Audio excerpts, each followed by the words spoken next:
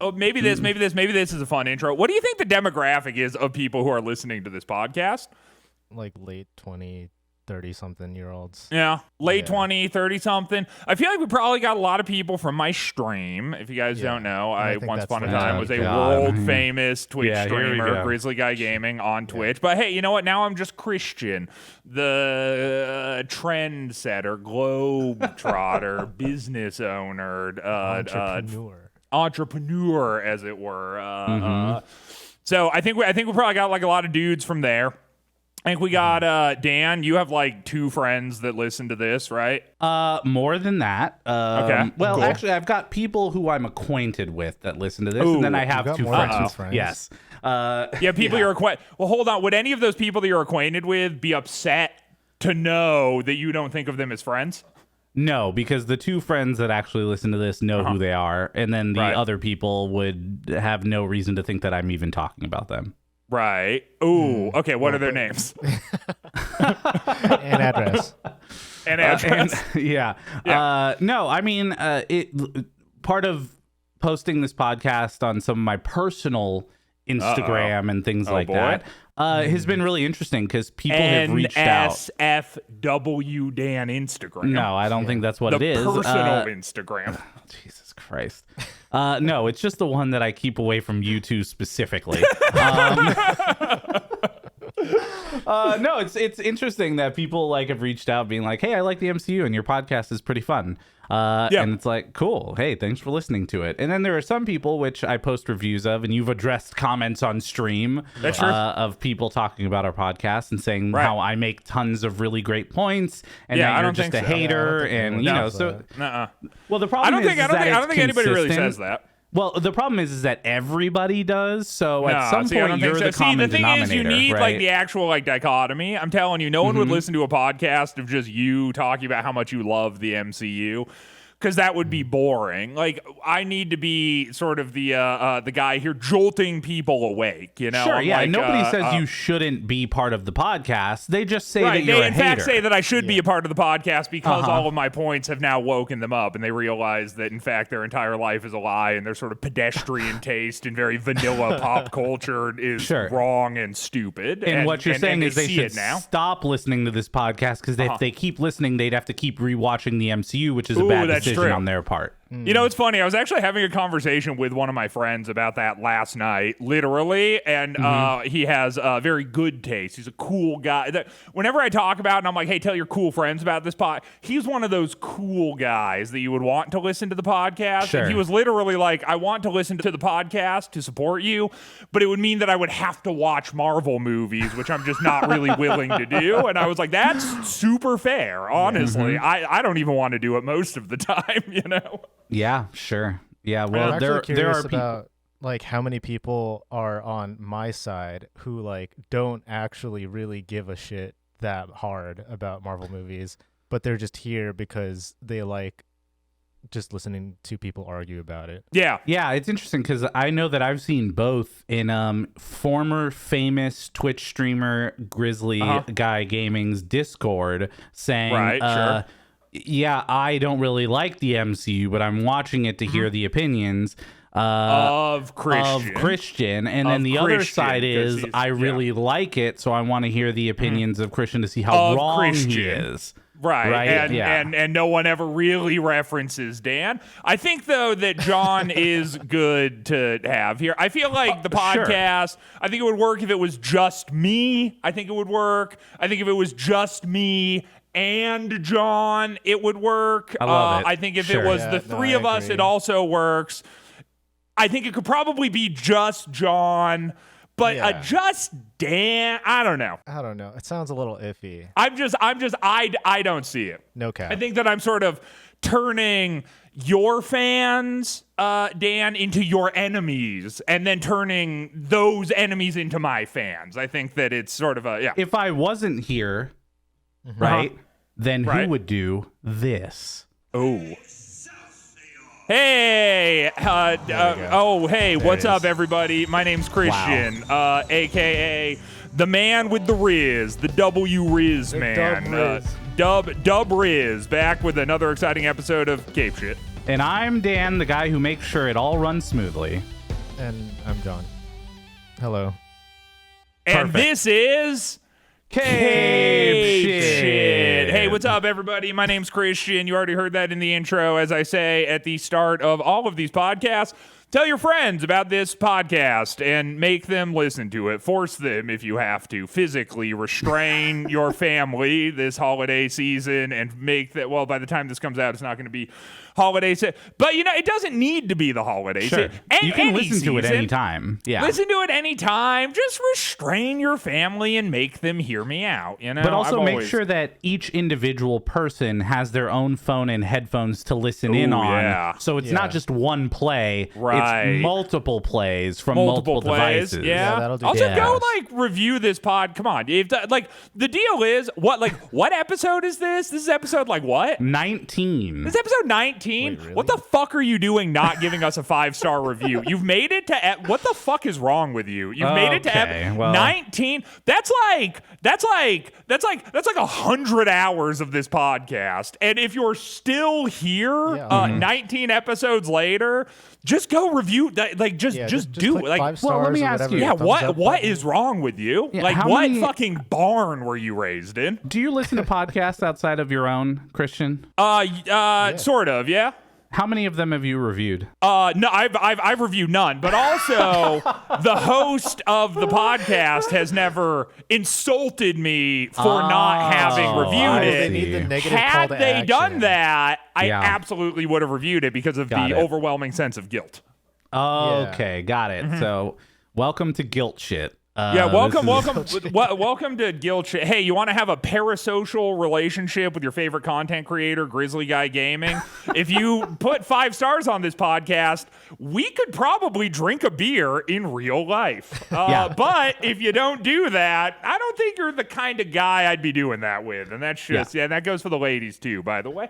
He's also offering to play one game of Fortnite with you if you review the podcast. So just hit him up on his Discord. Please slide into my DMs and no, you know what my favorite is this okay, we're already a little off topic, but back when I used to stream a lot, people DMing me on Steam at 1 in the morning, trying to get me to play that. Don't do that ever to anyone. Even your best friend. Which I am not, by the way. If you're here, there is a 0% chance I am your best friend. I am not that, so don't do it. And even if I was, don't do it anyway. It's very annoying. That's true. Christian would only play Fortnite at 1 a.m. with me personally. That's true, and I have actually. I played Fortnite at 1 a.m. with you two, and we're sitting here on a podcast together. Yeah. So that's sort of the strength of our friendship. Yeah, like the time when I got 13 kills and you got 1 and died at the end game, and then I carried us to a win. I remember that. That was fun. Anyways, I don't think that happened. I'm pretty sure it did. Thor Ragnarok is what we're talking about today. Right? Yeah. Okay. Yeah. Hey, Thor Ragnarok, written by, directed by, starred in by Taika Waititi, the world-renowned director. Also made a television show called The Things One Does in the Shadows, starring some British vampires. There was a movie spin-off of the show as well, starring the 2 individuals from Flight of the Conchords, which was also directed by Taika Waititi, and was the sort of impetus for Thor Ragnarok. They actually got the idea of the comedic styling of this while working with Brett and the other guy from Flight of the Conchords. And it took them kind of a while to really materialize the idea, but we got there eventually, and you can definitely see some very subtle Flight of the Conchords-ian, which is what I call it as a cinema buff, some kind of Flight of the Conchords-ian influence here within this particular piece of cinema. Sometimes I wish this was a video podcast instead. Yeah, why is that? No, because you could just see me and Dan's eyes glaze over for 5 minutes in a row. Let's talk about the real facts real quick before we get into it. Released November 3rd, 2017, directed by Taika Waititi, in case that wasn't clear. Which is what I said. Who also made What We Do in the Shadows. Right, which is what I said. Yeah. I just finished that show, actually. I just finished the last episode yesterday. Can I be honest with you? This is an honest review really quick. Small interjection. I think it got weaker the longer it went on. I loved the first season, was like kind of into the second season, and then by the third season, I'm like, you guys sort of lost the plot a little bit. Interesting. Anyway. I liked it all the way through. Agreed. Yeah, but that's not a surprise. I haven't watched there you go. it. Yeah. I think, do you get bored of concepts, maybe? Like, maybe the show was the same, but you get bored of the concept?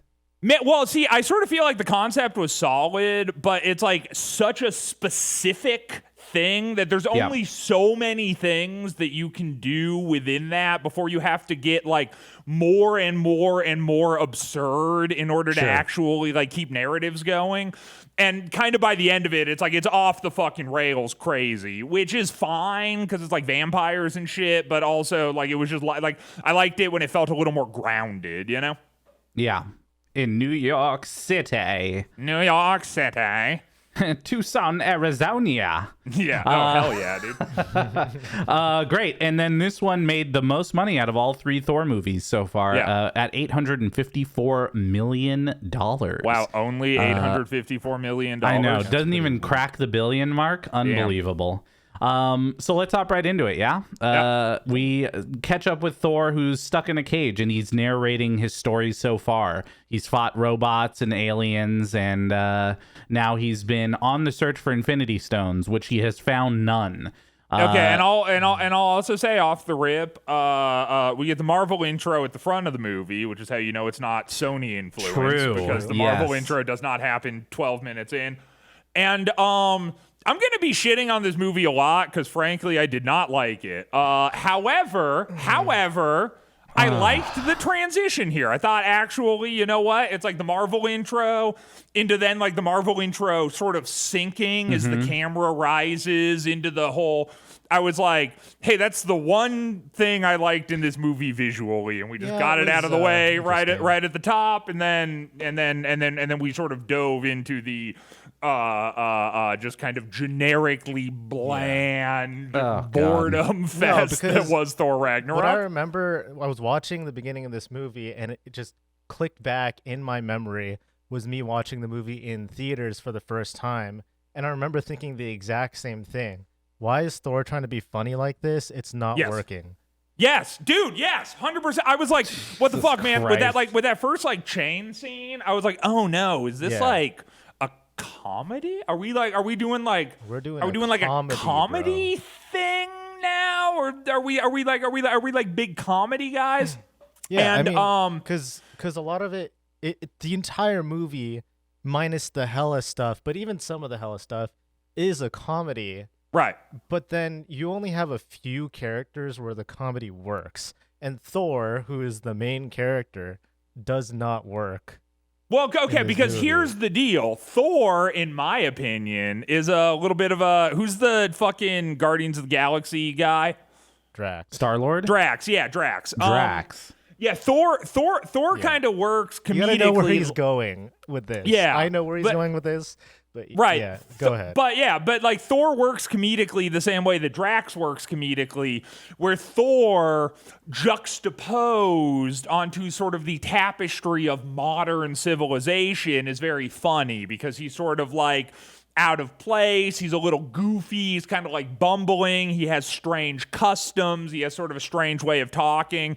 And he sort of gets it, but he also misses the mark a lot. And like that sort of back and forth thing makes for a funny dynamic with Thor, similar to Drax.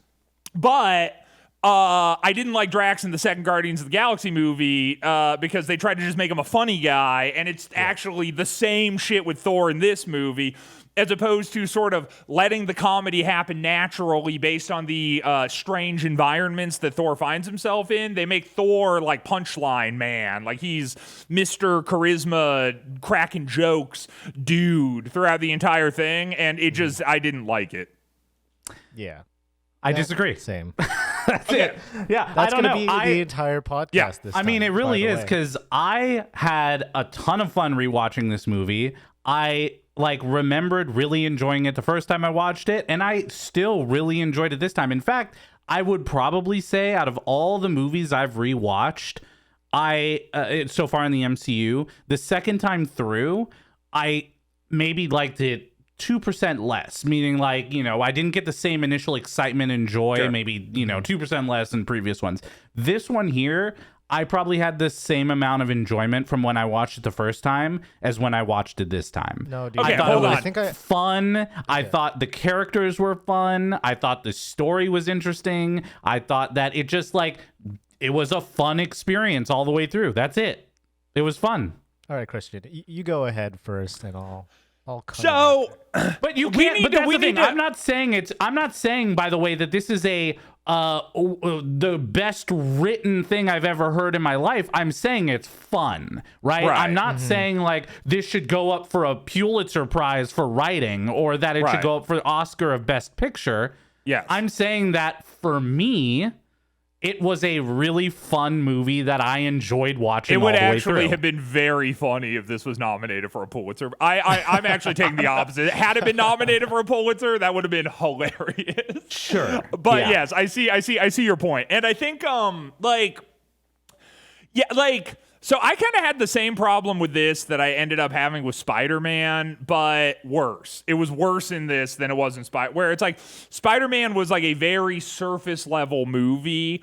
But there was like still some undercurrents of like depth and growth and sort of progression and, this kind of idea of like, what one does with power and what, where you start versus where you end, the journey along the way, whatever. Like, yeah.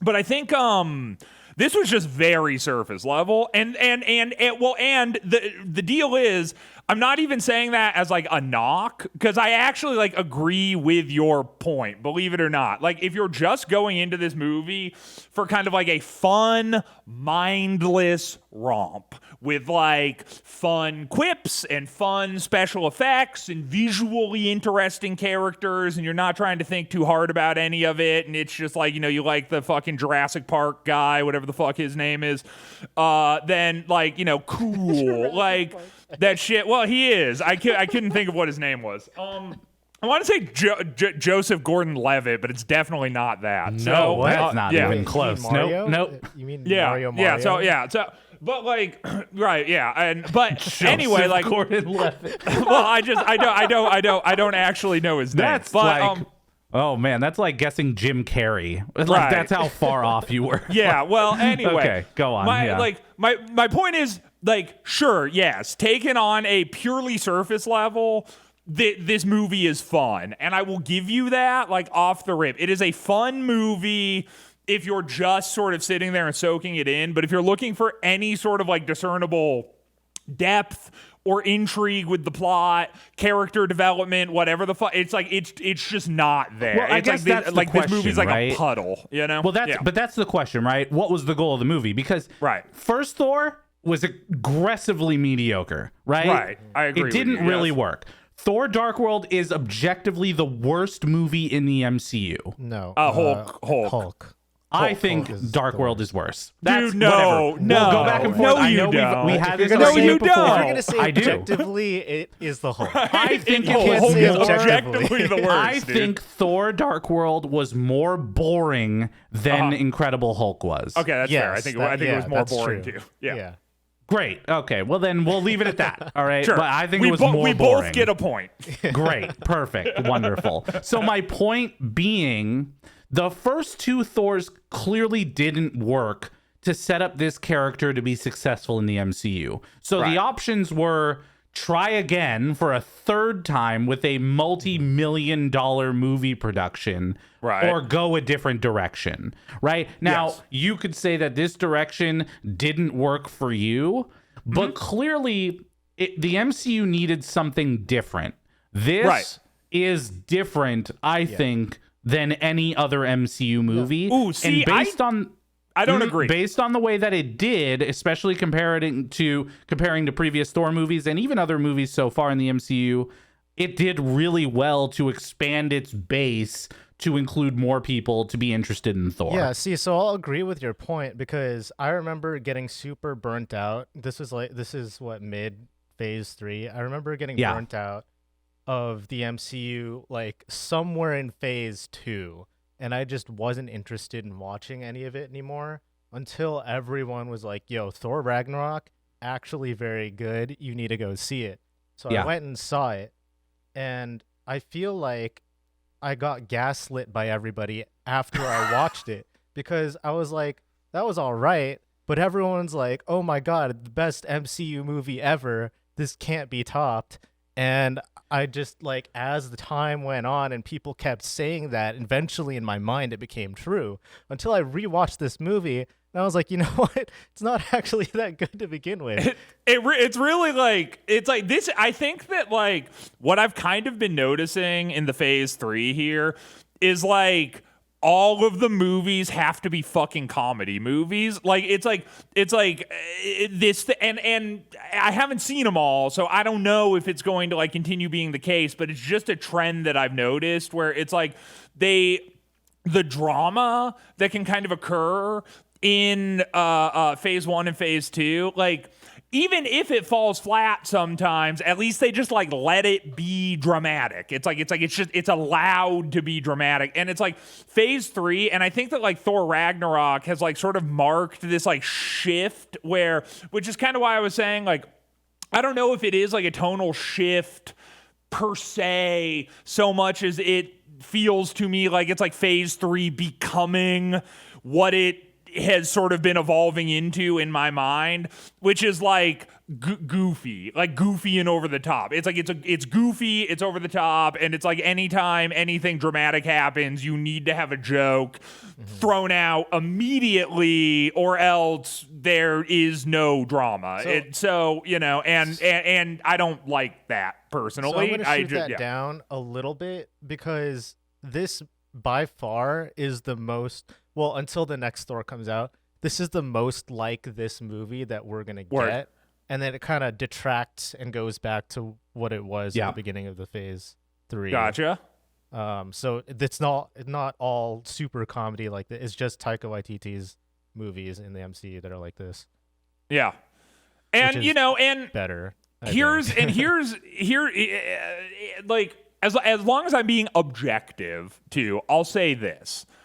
The comedy worked, but I never laughed, nor did I come close to laughing. Like, it's like, I can understand that, like, this style of comedy, it probably, like, just fucking hits for a certain kind of person.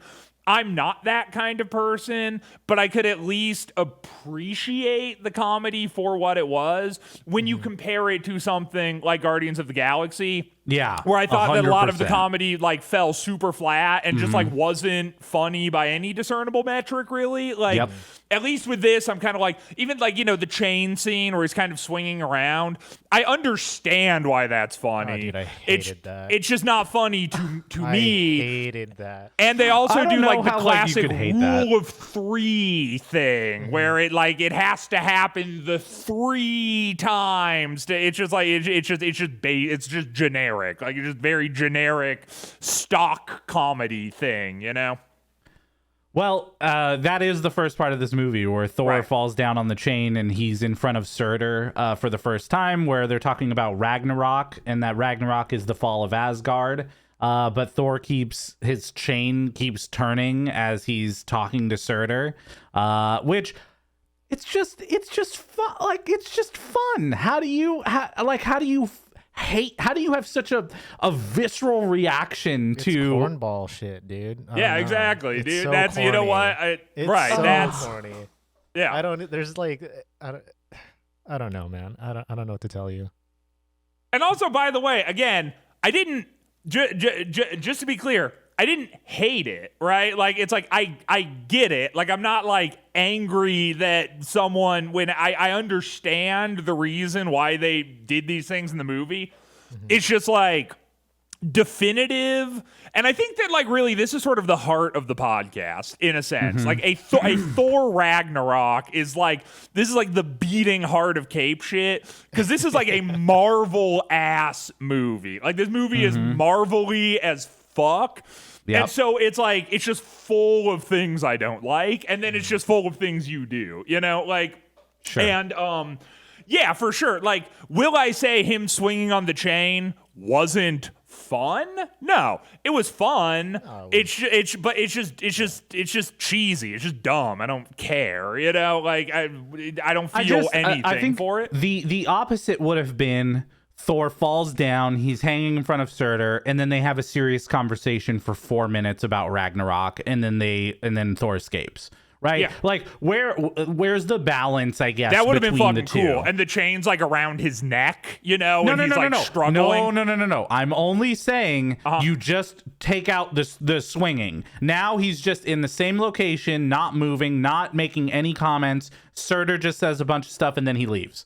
Like, right. You know, like, right. Well, sure, yeah, you're right. That would have sucked because you would need to change. Like the scene was written to be a comedic scene. Like, so what you're describing wouldn't have been good. But again, if it had been like a dramatic thing where it's like, you know, Thor is like falls down, is hanging by his neck, and then is like being tortured with visions of Ragnarok as he's like slowly becoming disgruntled and insane and like realizing that something needs to change. Or else, like, everything he loves is going to die. Like, you could make that a cool scene. Like, that could be that could be a cool dramatic scene. And then they could have taken this movie the path of potentially Dark World, and then we would have just spent a whole podcast shitting on it. But that's like an entire. There's so many different possibilities. Sure, right, where it could have gone. That like Dark World is just one of those. And I don't know. So I have a running theory. Like, as we're talking about this, I have a running theory about why this was painted in a weird way for me. And I think it's funny, it has something to do with the movie predominantly featuring a giant green monster and then them using the Immigrant song as one of the fight scenes, because when you use the Immigrant song as a fight scene backdrop, it just reminds me of fucking Shrek 3, and we have another giant green monster. And then there's like a green giant thing there. And I'm just thinking about Shrek 3, which is objectively the worst of the Shrek quad. Of course, sure. We can all agree on that, of course. I mean, everyone would agree with me, but anyway. Yeah, the SCU. Yeah, yes, the SCU, exactly. Yeah.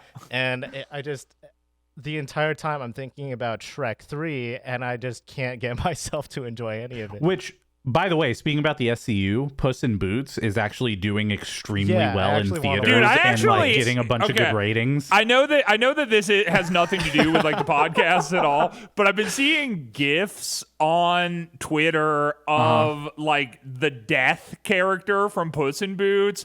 And like, it might sound weird for me to say, but I'm like, I'm probably gonna sit down and watch Puss in Boots. That shit looks fucking cool, actually. Like, that looks tight, dude. The animation style that they're using for it is fucking sick. Yeah, and like really good, dude. Yeah, sick. So I totally, man. Yeah, well, that's what you get from the SCU. Anyway, this is Puss shit.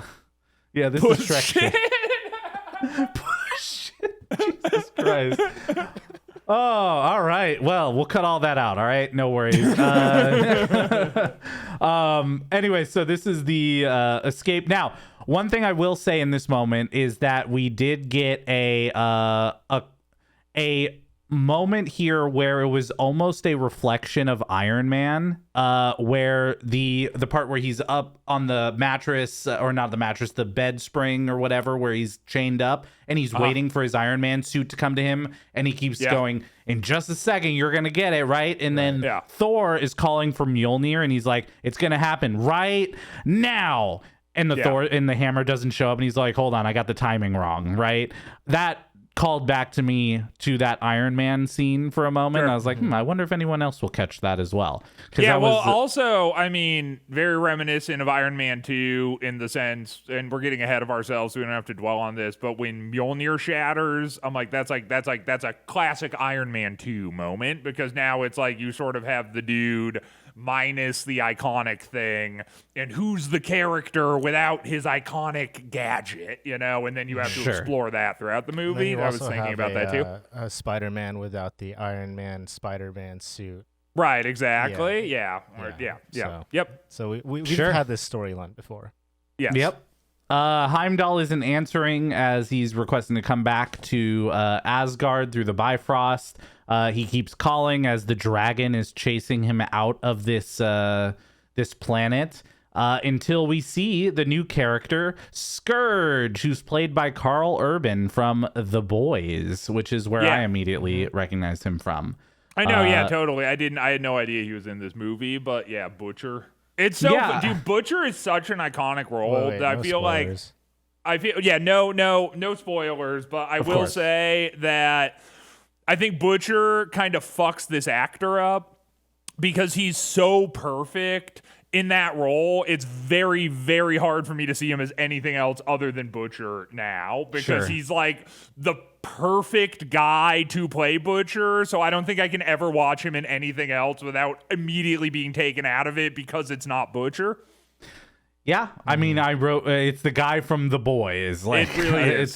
He is so good in that show that I actually agree with you. Luckily for me, I haven't seen The Boys yet. Oh man, I've watched like 3 episodes, so I recognize him from The Boys, and I did say, "Hey, that's the guy from The Boys." But you gotta watch it, dude. It's actually pretty dang good. It is very, very good. He also, this is the first utterance of the line, by the way. Because that's what heroes do. He says it when he's like gonna stop. I forget what the context was. He's talking to the fire guy, and he says that because that's what heroes do, and that's going to be a theme. He's going to say that a lot. He says it here, and then he says it again in the second act. And would you believe me if I told you he says it again in the third act? It's almost like I would believe that's the thread they're trying to make, but they don't do it well. But there you go. Yep. Well, he finally does get brought up by the Bifrost, and the dragon's head comes with him. Okay, but also really quick, this fight scene, before we just like totally skip over, because he's essentially trying to get called up by the Bifrost. Heimdall's not there. So he's like running around. He has to like kill all these sort of like undead zombie looking dudes. Ends up like popping up onto the surface of the planet, getting chased by a dragon, all that stuff. The CGI here, bad. I'm gonna throw down the gauntlet. Like there's like all. You didn't like the demon dog? Is the demon dog there in that scene? He's like at the very end. Wait, which scene? This is the intro with the dragon, right? Yeah. That's what I meant. The dragon. The dog. Because there is a demon dog, but that's later. Yeah, that's the werewolf. No, that's Fenrir. That's a wolf. Right. Yeah. Okay. Word. But yeah. So anyway, but no. Yeah. Like when he's like throwing Mjolnir and like the camera is like centered on Mjolnir and like going around, it's like Mjolnir looks like it's like made out of plastic. Like it's just like super cheesy. Oh, really? And like the impact. Yeah. It didn't do it for me. And I think it's also has something to do with the fact that that entire area is completely CGI. Like the only thing that is not CG is Thor, and then everything else is. I bet Thor is partly CG too. So. Well, then there you go. It's like for what it felt super not good to me. There were a few points in this movie where the CG just felt a little lackluster. Wow, that's interesting because. Surprise, surprise! I thought this was a really good fight. Now I didn't notice the CGI because I just liked the way that it changed perspectives between Thor and the hammer, and I thought that was really interesting. I was also comparing this to the first fight, quote unquote, that we saw in Dark World, where it was him just punching a guy one time and then it was over. Remember what Dark World looked like, right? But my whole thing was like, oh, this is like an actually good intro fight against a cool monster. And then I really loved when they were out of the cave, and then he puts the hammer in the dragon's mouth to hold him there for a second while he thinks of how he's gonna escape. Like that was creative. That was fun. Sure. Yeah. Like there were absolutely, and I told John this last night, there are definitely CGI moments in this where I was like, oh, that's pretty bad. And we'll talk about them here in a minute. But I guess I just didn't notice the CGI because I was enjoying the fight. Right, so it didn't like stick out as much to me. What I'll say about the CG action scenes is that I don't like the choreography for a lot of it. It is cool when they take the time to like really nail down like what can this character do with this new power that we're showing off in the screen. Like that's cool. Like Thor using his hammer as like its own thing, and then Thor using later on we'll see like him use lightning and stuff like that to fight is cool to me. But like the actual hand-to-hand combat in this movie doesn't hit very well. That being said, I didn't see any I guess I wasn't paying close attention to how the hammer looked when it was flying around, so I didn't see like what Christian was talking about. I did really like the demon dragon that you guys were talking about, though. Yeah. The design for that is like really cool. Yeah, the dragon was cool until it gets decapitated, and then it's like bad CGI. Yeah, and then again. it looks bad. Yeah. It's like So yeah, I don't have any real thoughts on what the dragon head itself looks like, but the effect of it sliding across the floor was just meh. Like it was like the thing about that is I don't think they cared. I think they were like, just make it bad. It's supposed to be funny anyway. Yeah, so, I actually kind of agree that sounds like a mentality they would have taken to this specific moment. But there are CGI moments that are coming up here that are just like, what? Like, wouldn't it take somebody, and maybe this is what I'm going to ask you about, like, wouldn't it take somebody like no time to fix this kind of thing? Like, it just feels like a weird thing to happen. But anyway, so yeah, well, we'll get to it. We'll get to it. We find out that he runs into Butcher, and he's like, "Yo, where's Heimdall?" And then Butcher's like, kind of reveals that Heimdall is no longer there, with the classic utterance of the line, "Well, if it ain't the invisible cunt." That's from That's from The Boys. No, but okay. So he's not there anymore, and so already I kind of wasn't on board, but I'm like, let's see where it goes. And then when he goes up to the Loki play that is now occurring, this with is Matt really Damon as Loki. This is really when the whole plot completely flies off the rails for me, and it's a shit because we're only like 5 minutes into the movie, and I just don't really think it like recovers super well. So essentially, there's this sort of Shakespearean play happening, which, to its credit, again, another instance in this movie where it's like, it's, it's funny, whatever. Like, I didn't laugh, but it's humorous, It's like, it's not bad. Like, it's whatever, where essentially this sort of like over-the-top fictionalized version of Loki's death is playing out with actors on a stage, and Thor declares, after seeing a statue of Loki on his way up, he's like, "I will build a statue in your honor, brother," which didn't happen. And so then, Thor's like, haha, like, whatever. But then at this point, he's just kind of like, oh, okay, Odin's Loki. I see what's going on here. So now we're going to just reveal that Odin is Loki, and then that's just the thing. That's not the only instance of that being mentioned before this, that Odin is not Odin. At the first scene of the movie, Surtur says that Odin is no longer in Asgard. Okay, sure. Like what? And that's what triggers Ragnarok, is the fact that Odin has left Asgard. That Odin isn't there, which is now like leaving it unprotected and whatever. But I'm just saying that if you just draw a parallel in between this movie and like where we left Thor Ragnarok, it just seems like kind of a weird they almost like don't treat it with like the gravity that I would expect them to treat it with, I guess, where it's just sort of this like matter of fact thing where he's just like, because if you'll recall, sort of the end of the end of Dark World is like Odin being like, "I'm so proud of you, son, and now we're going to have this conversation." That's like, haha, surprise, I'm actually Loki. And then it like, sort of ends. Whereas like in this one, it's like, okay, so he's just been Loki for a while now. Like, because, things have transpired now since the end of... So shit's just kind of been going on with Odin being Loki. And then Thor just sort of shows up and is just like, "Hey, enough of your tricks. We need to go find Odin now for real. Now shit's getting serious." And it just sort of felt like kind of this arbitrary point in time where now everything's going to come to a head and we're just sort of like plopped into the middle of it. And Thor doesn't even necessarily seem like as betrayed or utterly angry or aggrieved as I would expect he would be, because this is like big information that he's now receiving, but they just sort of treat it as this brush off, like, haha, classic Loki, okay, let's go get dad. It just didn't feel like as heavy as I would expect it to.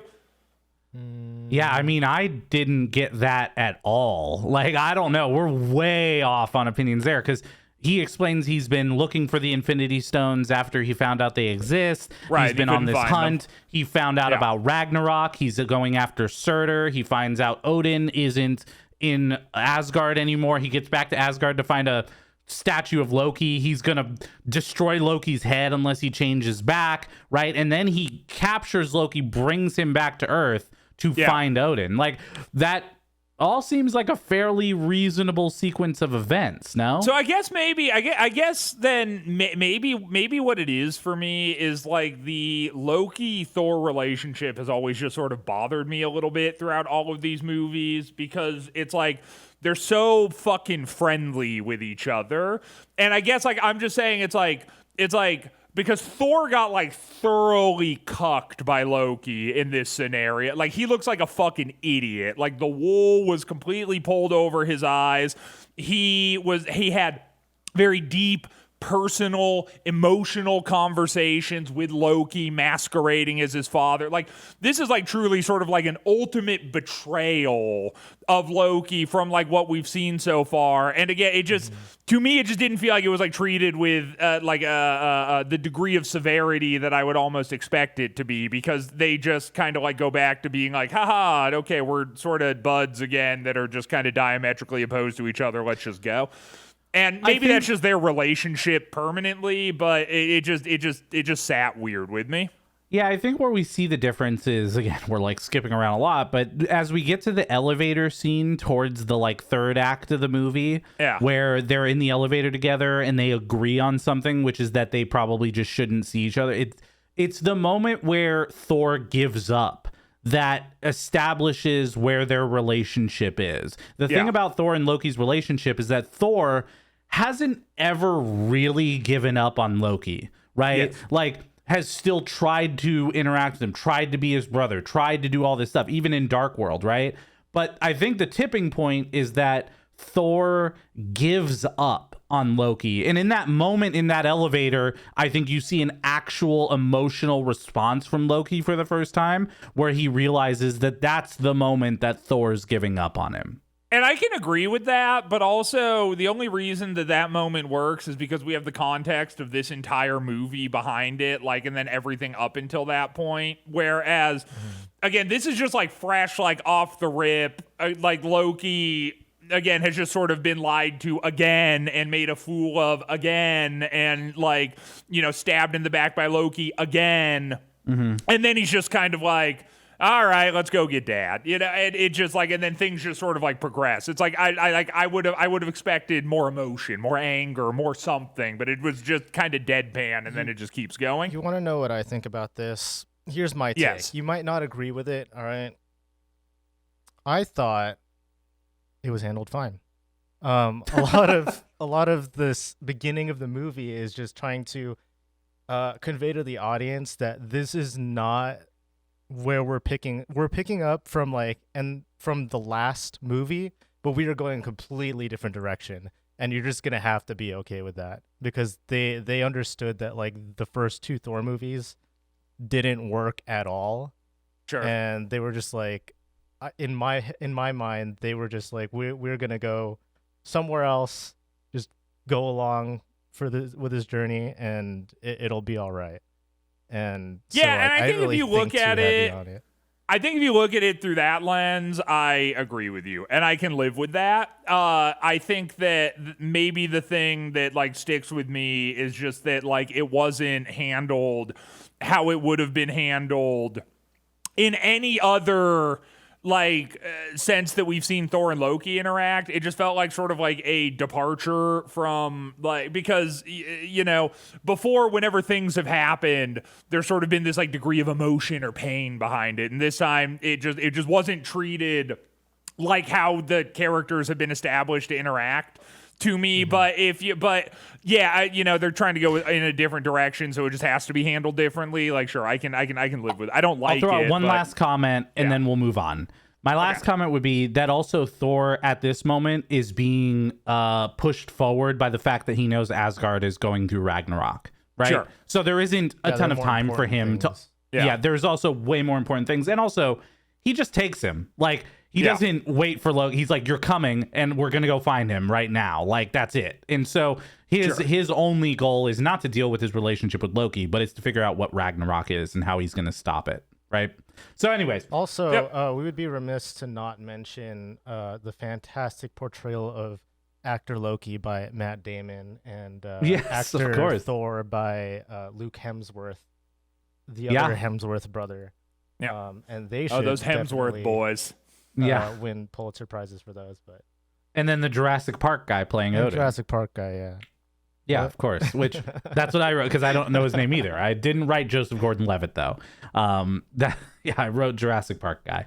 Yep. And so then we see Doctor Strange, and now he's way more powerful than he was before. Was he? Yeah. Oh, what? Yeah. What? Yeah. So are you fucking kidding me? Like, he's got way more of a grasp on like he keeps like shifting reality around Thor, and Thor keeps doing the thing where he's like, fuck. Yeah, like, sure. And just he's getting like more teleported practiced. around. Sure. Yeah. Sure. I mean, plus he also makes a portal underneath Loki without even being there to teleport Loki into the place that he's in, and then like gives Thor a unlimited beer stein that continues to refill itself over and over again, and then continually is shaping reality around the he's definitively far more powerful than he was when we left him. Yeah, I will say that this is one of those maybe creative direction things because we don't see Strange do anything like this in the future. Mm-hmm. Like, this is definitely a Taika Waititi movie moment when it comes to Strange's powers. We don't see him teleport or shift realities like this or generate beers in people's hands. Right. So this was definitely a Thor Ragnarok moment for Doctor Strange. This was fine. It was a cool appearance of Doctor Strange. I really liked that the dizziness thing that happened with Thor, and that at the end of it he falls down the stairs. Again, that was a fun thing for me. I thought that was very funny. I didn't like hysterically laugh, but I thought that was a very funny moment. Sure. Yeah, sure. Yeah, fine. Fuck it. Why not? It was again like. It was serviceable. It was fine. Like, it's fine. It's all fine. This whole movie's fucking fine. Like, it worked. He makes the portal to Odin, and Loki gets taken out of the continuous falling, which I am gonna assume is in the mirror dimension of him just falling between portals. Which I thought again, another moment where I'm like, it didn't make me laugh. Yeah, but I understand the humor of him being, I've been falling for half an hour, It's like, By the way, this is the first instance right here, right before they hop in the portal to Odin, that Loki makes knives right in front of us. Yes. Yeah. In front of Doctor Strange. And this movie is full of knife generation.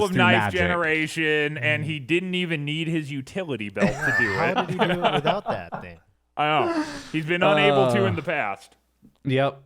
They catch up with Odin here in Norway, where it's clear that Odin is towards the end of his life at this moment as they are chatting with him about the future. I thought that was dumb. I just I don't know. It's Odin, but he's wearing like regular old guy clothes, and he like kind of has dementia. And he's just been like chilling here, and he's like, I love you, my sons. Like, I don't know, man. It's kind of like an emotional appeal that did nothing for me, Sure, I can agree with you. I mean, if you didn't feel anything, that's good. I didn't really either. It was whatever. It was. But his death scene was really fucking funny, though. What? Him turning into the when he evaporates? Yeah. Yeah. Yeah, he's going to Valhalla, dude. He just fucking disintegrates. But the thing is he doesn't die in battle. So like, does he go to Valhalla? No, fuck no, dude. No, he goes. He goes to whatever hell is for these people. Yeah, he goes into Odin death. Oh yeah, exactly. Yeah. Permanent Odin death. Yeah. Well, and also it's like, again, it's just so fucking convenient. They just like show up. It's like, what's he been doing this entire time? Waiting for them to die. He's been waiting for them, so that he can die like within 3 minutes of them finding him. And it's like, it's like, okay, I guess, like, sure, and then. So there's this really old movie that was absolutely fucking horrible, which was like a live action rendition of Dungeons and Dragons. And I think that, it's a fantastic movie. I would highly recommend watching it. It's awful. It's truly like, it's written horribly. It's acted horribly. The plot is, but it's really fun. Because everyone's trying their hardest and it's just whatever. And I think maybe part of the reason why this Wisp thing made me laugh so much is because that's how the live action Dungeons and Dragons movie ends, with all of them standing around in a graveyard, and then like a wisp is like, but you are being summoned for even greater adventures. And then they all turn into light and disintegrate into the sky. And it's just literally what happens to Odin in this movie. And it's very fucking stupid. Cool. Yeah, there was this one point where I don't even remember the fucking line, but they get teleported there. They're talking to Odin for a little bit, and he's like, "Yeah, I just like to sit out here and think," or whatever, something like that. He doesn't actually say that, but and then it shows them like on the cliff.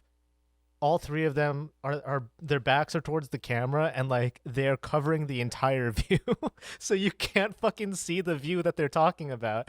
And I was just like, wow, like we couldn't have shot on site or anything. We just had to accept that they were looking at something beautiful and move on. And I don't know, that scene was just kinda... By the way, we skipped right over the CGI moment here I was going to mention, which is my question, which was when they first arrive, they see Odin like further away from them towards the cliff, and Odin is clearly CGI'd into there. Though his body is like, the lighting is off, like he's very objectively terribly insert into this moment. Right as soon as they arrive, it's like Thor and Loki are pretty far behind him, and they see Thor out, or Odin out in the distance. And my question is like, that isn't that something that could have been fixed like really easily within a very short amount of time? Like, is there a reason why they would leave it looking so objectively bad that I would even notice how bad it was? Like, I don't know if you remember that, or if you see it in the movie. So I'm looking at it right. I had to find it as you were talking. Yeah. I'm looking at it right now, and I understand what you're talking about. Where it kind of like his body feels fuzzy in comparison to everything else around him, so he's like not in focus. And I honestly, my first thought is that it has to do with lack of planning for the shot. Or they thought that this would be a good enough resolution to capture him at, or something, and then later on in like after production is over, they realized, oh, we actually need him to be farther away, or like, actually, we probably need him to be closer, but we don't have any good footage of him in good enough quality, so like they just had to do what they could with the material they had. That's just my guess. I don't know. It just seems like, and there are a couple things in this movie that feel that way, but it's just like, I don't know. It feels like they could have just made that better. Like, it's just, I don't, these movies are in production for, 2+ years, with probably 8 months to 10 months of it just being CGI. And it's like, I don't know, man. It just feels like it was a really simple thing that could have been made better, but it just looks real bad. So anyways, this is where Hela arrives, and this is played by Cate Blanchett, which she immediately tells them to kneel. She can also make knives, and she's going to destroy Mjolnir right in front of Thor. Her knives are way cooler than Loki's knives. Yeah, she's got like cool ass knives. Yeah. Although I will say, they don't handle impaling well. They do not. No. Across any of the Thor movies, it's like, but also it's like the Thor movies are the only movies where someone has been impaled in Thor 1, Thor 2, people are getting impaled, and Thor 3, people are getting impaled. And I don't think we've seen any other people getting impaled other than Groot impaling people, but that's a little bit different, right? Like, and Wong in Doctor Strange, but reverse impaled. but we don't see that. Sure, he's impaled off impaled. Screen. We see like a reverse impale, you know? Yeah. Yeah, like I just noticed it again, where I'm just like, man, they do not do impaling well. Like it's like for they're in the PG-13 realm, theme, you know? Right? Because the other thing that stuck out to me in this movie are the deaths. Like, there's a lot of killing in this movie, but it's very cartoony killing, right? Because they kind of have to, right? It's like they can't show blood and guts and that much blood and guts. Yeah, and actual murder and stuff. So like we'll get to it here, but there's also actual murder that happens here. Anyways, after this conversation between Hela and Thor, where they've already found out that Hela is Thor's sister, and that she was clearly one of the reasons how Asgard got to where it is as the ruler of the 9 realms, and she destroys Mjolnir. The Bifrost opens, and this is kind of the first time where we've seen anything within the traveling through the Bifrost. And in this moment is where Loki falls out, and then after a quick fight, Thor falls out of the Bifrost as well. Right. Which was a cool new kind of fight scene to see, again, within the Bifrost itself. Yeah, and then they land on an allegory for this movie. Yeah. A trash heap. Oh, got it. There you go. But wait, before we can I get an air horn, go, please? No, I'm not giving you an air horn for that one. Can I get a quick air horn? Just that one doesn't. Just a quick. And then they land on an allegory for this movie, by which I of course mean a trash heap. Anyway, back to you, Dan. Wait, Great, hold on. thank So you. before we move on, I just want to ask a question, because maybe there's a rule that I don't know about. So when Hela shows up, Thor throws his hammer at her, and she immediately just stops it and crumbles it. And I thought that the hammer could only be wielded by people who were worthy. So what determines if a person is worthy? Yeah, well, she's not really wielding it so much as she's just destroying but she could stop it. She stopped it in its path. Odin was the one who made the hammer and put the spell on the hammer. That makes it worthy. And Odin considered Hela worthy. But that's wouldn't he revoke? Like when he banished her, I don't think that he. Would be like, Thor before, Mjolnir. Let me just whisper something to make sure that. It's like when somebody gets terminated from a job, you got to follow the checklist, remove them from all the systems, right? Like, I totally forgot. I got to remove Hela from Mjolnir. From Mjolnir. Yeah, she's been getting a paycheck from Mjolnir this entire time. No, again, dude, I thought of that too, but my take, which is total headcanon, because I think you're right. You just gotta pick a theory and accept it there. But for me, I took that not as her wielding Mjolnir. I took that as her being so powerful that she could just destroy it. But because she never wielded it, she just crushed it. Like, you know, it, and that was my read. Sure. Okay. Yeah, I took from the end-ish, where they're talking in the throne room, and Thor mentions that Odin had said he was worthy, and that she says he had told me the same thing, right? Which is why I kind of put those two things together, because you kind of don't say worthy without thinking about Mjolnir. At least in my opinion. So I mean, I remember thinking the same thing when they had that conversation in the throne room, but I also didn't accept it as good enough evidence. Okay. Fair enough. Okay. Well, we do see that Hela makes it into Asgard and immediately kills 2 of Thor's crew.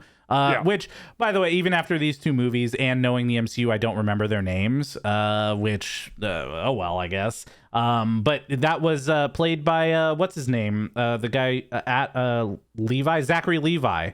Wasn't that the guy? Zachary Levi's character? He's blonde in this movie. Yeah, exactly. Yeah, so it was him and then the other guy that's part of Thor's normal crew.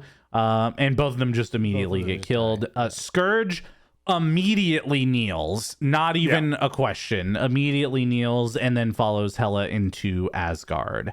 And that's when we catch up with Thor on the trash planet known as Thor Ragnarok. Of Sakaar. Of Sakaar. Gotcha, yeah. Sakaar, yes. Which we want to remember the name Sakaar because it's a planet that might come up in a future movie that we're not going to watch.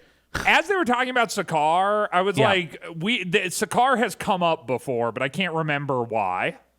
I don't think it has. This is the first mention as far as I'm aware. Well, then why do I know what Sakaar is? Like when they kept talking about Sakaar, I was like, I've heard Sakaar before. I just couldn't draw a parallel to where I had heard it. And I haven't seen past this, so it would have to have been referenced in a previous movie. But yeah, I don't know. It's probably something that sounds similar, honestly, because I don't think they've mentioned it before. But maybe it got brought up in Guardians of the Galaxy or something. That's possible too. In passing, or because I've totally heard the name. I just couldn't remember if I'm supposed to know what Sakaar is. Yep. Well, as Thor's landed on this planet, we get our first look at Valkyrie, who flies in on her ship that has arms on it. And she immediately falls off of her ramp as she is super drunk. She's a bit of a drunkard. Yeah, which is this the first drunk person we've seen in the MCU? No, Tony Stark got drunk and then fought with the Iron Patriot famously. He was like drunk at his birthday party. Also, I love that Christian is pointing out moments in the MCU that have now stuck in his memory and I hope stay there forever. Yeah, hey man, I'm taking this podcast seriously. I don't like it. I don't like that I can just call that information up, but it's there now. So oh man, that's a win for me. Yep. So after they have some back and forth and Valkyrie takes Thor away by putting the shock device on him, we head back to Asgard again, where Hela is talking to the army of Asgard. Well, okay, but hold on. I want to point something out really quick, just before we get too far past it, because the Valkyrie chick, who you don't know is a Valkyrie yet, she gets a fight scene, and we get a classic Marvel movie trope, which is when you introduce a female character who's going to sort of be one of the action protagonists, you need them to punch something. Yeah. And the way that they handle this, because she has the guns and is going like, I guess it's a podcast, so you can't see my arms, but I'm doing gun. He's doing the arm motion. Yeah. Just pumping back and forth. Yeah. Pumping back and forth. And but that's not enough, because they're like, oh shit, but she just shot all these dudes, but we need to show that she's also like a kick-ass action protagonist, and the audience needs. So one random goon is left over from this onslaught, who then charges her, and then she punches him in the head and sends him flying. So you know that she's going to be one of the action people. You need to take her seriously, and then we get past that scene. Yeah, it's funny you say that, because as soon as she took out the entire mob of dudes with the gun, I was like, oh no, how are we going to know that she's capable of fighting hand to hand? And then one guy stands up. Yeah. Right. I actually would have preferred if she like fought all of them hand to hand, and then a few of them were like, oh shit, we got to get out of here, and then she pulled out the gun and then shot the rest of them. I actually agree. I think that would have been a cooler scene. But the scene itself was fine. I mean, whatever. Yeah. Like it, it's fine. Like, like so much of this movie, it was just, this was also what I was talking about with the killing parts, which all of them just burst into like confetti, right? Yeah. As the gun was shooting them down. So that was, I don't know. They have to, I guess, they wanted to have killing in this movie, I guess, but they had to do it in a way that would keep it PG-13. Sure. And so we're back on Asgard with Hela. She's talking to the army of Asgard. This is also the third guy from Thor's original crew. This one, I only learned the name because in the captions in the subtitles, it says Hogan, like Hogan breathes intensely or whatever. I forgot what it said, but that's the only reason why I knew his name. He's also dead after Hela fights this army down, and she is a knife-generating machine as she takes down solo the entire set of people there that are going after her to try to take her down. And then we kind of get this like thing too around this point, which I mean, it's super nitpick, but I felt like Butcher's character was just like really on the nose, like because this is where you start to see the trend where anytime Hela does anything, there's like a close-up shot of his face, kind of being like, "Oh, I don't know about this actually. Oh man, I'm sort of feeling a little conflicted right now." And then that just keeps happening. So anytime she does something evil, we need a long establishing shot of his face, kind of being like, "Oh man, I'm not quite sure that this is something that I like." Well, hey, at least his character didn't say all of that. That, you know what? You know? Fair. That's fair. That's fair. Because that's a Guardians move right there. That is a Guardians move would be him whispering to himself, being like, I don't know about this. Yeah, and then he would fart. Oh God. And that would be the Guardians of the Galaxy move. My issue with this I mean, I'm not wrong, dude. My issue with this scene, with the fight scene, is that I don't know if it was just me, but I couldn't keep up with all of the daggers and swords that she's throwing. So she would kind of like wave her arm, and it kind like, it's not implied because they are like shooting out daggers and stuff at people, but you can hardly see them. It's like not visually explicit enough. Okay, well, this is air horn, please. Here we go. Yep. All right. Okay, hey, welcome to I hate to have to do it. I hate to have to be this guy corner. Christians, I hate to have to be this guy corner. I think that actually worked. I'm going to push back against that point and say that, like, I think they're just trying to essentially establish her character as this, like, just sheer force of nature, chaotic, utter, just killing machine. Like, she's just like a fucking genocide. A one person. So it's like, because I get what you're saying, but sort of like this scene where she's just sort of like, just like fucking just chucking daggers and just everything around her is just like dead. I think it kind of works for what her character actually is, which is, again, just this like pure force of nature, unstoppable chaos. Like, and it's reflected in the scenes too, where it's like even her fighting is just fucking just sheer overwhelming force, chaos just coming from one person. So the fact that it's all like just sort of shaky and jumping around and you can't even really tell, it almost like mimics what I'm sure the people who are getting stabbed with the daggers are feeling like, which is just just pure chaos. Wow. And they totally don't even know that she's capable of it until she does it, and then they're all just dead within like 20 seconds. Wow, Dan, that's a point for you, I guess. Yeah, and for that reason, Christian gives the movie an 8 out of 10. I still disagree. I still think that they could have made like the daggers a little bit like bolder and like a tiny bit darker, and it would have been fine. I get you, yeah. But yeah. Well, I agree with Christian. Yeah, so, anyway, so we wrap up that fight scene there with the entire army dead. Hogan gets killed as well, which is now the third person in that crew to die.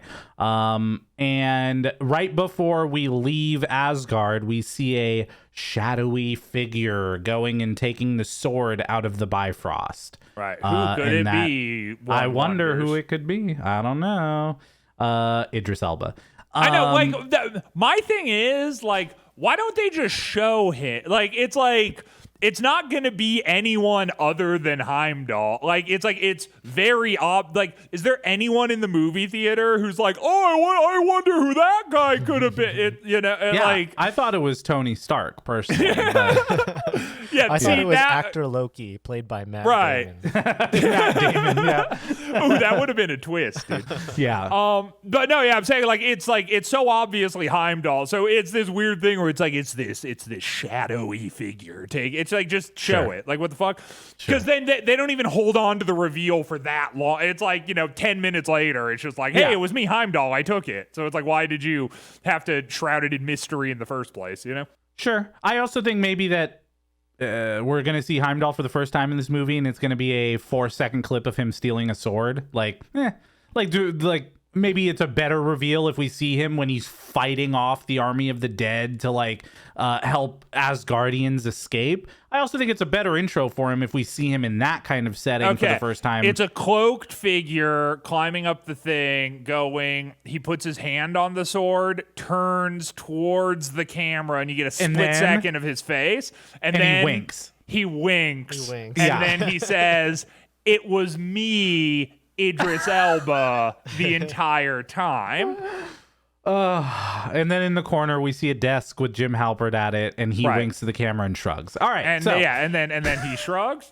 We're back with Thor, and he's on Sakaar. He's learning about Sakaar right now, and in the background, I believe that's the song from Willy Wonka, isn't it? Yeah, it is. I noticed that too. Yeah, it's the Pure Imagination song. Yeah, that was fun. As he's learning about Sakaar and the Grandmaster and all that. It was just kind of confused. I was like, it was weird. I was like, what? Why?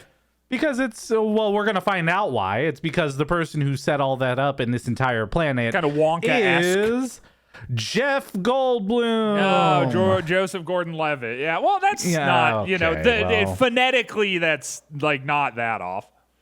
Jeff Goldblum, Joseph Goldblum-Levitt. Okay. Great. It's a J and a G, bro. Listen, you got to understand how my mind works. That actually is not that big of a leap. Okay, well, it is a giant leap. So, one was going to play Robin in the Batman series, and one was definitely not. No, I'm going to let you guess which Robin. one was which. His name was canonically Robin. Well, canonically, it was Dick Grayson. No, his real name is Robin. Oh, and then at the end they revealed that his real name is Robin, which, by the way, was the stupidest part of the entire Batman trilogy from Christopher Nolan. Oh, yeah. I loved those Batman movies, but what a stupid ending to the trilogy of revealing that guy's name was actually Robin. That was so dumb. And that's what takes the trilogy out. Yeah, holy shit. And mic drop. It wasn't even his middle name. It was his real Is your mind first name. fucking blown? Oh, God, it was so stupid. All right. Wow, we are an hour into this, and we are nowhere close. How many other movies have we referenced during this? Oh, boy. I know. Well, it's not, for sure. Thank you for reminding me of that, because that is just... Oh, that was awful. Yeah, so anyway, Jeff Goldblum's character is actually one of the only characters, in my opinion, that got, the comedy right. Yep, I totally agree. Because, you have Thor, who I don't really care about. Then you have Loki, who is just Loki. And then you have Benedict Cumberbatch, who is Benedict Cumberbatch. And then, I don't know, he's you get to, what's his name, Grandmaster? Yeah, and the Grandmaster. You get a little bit of Hulk, and I like the Hulk parts, but the Grandmaster is the standout comedic character for me. Right, well, he's also a comedian, Yeah, I like that they just clearly let Jeff Goldblum be Jeff Goldblum. Yeah. Totally. This didn't feel, it almost felt like a lot of the Grandmaster parts were almost improvised, or that they were written for him to be Jeff Goldblum. No, totally. 100%. It's because I feel similarly. His delivery and the way that he sort of stuttered and paused and you can't really write that, It's that was just his interpretation of how to give those lines. And I actually agree. If there's one standout thing I liked about this movie, actually, it was Jeff Goldblum as Grandman. He did good, and every scene he was in was memorable in its own right, just because it's kind of an interesting character, and I really sort of like how it's again, I like the juxtaposition humor if you haven't been able to gather that.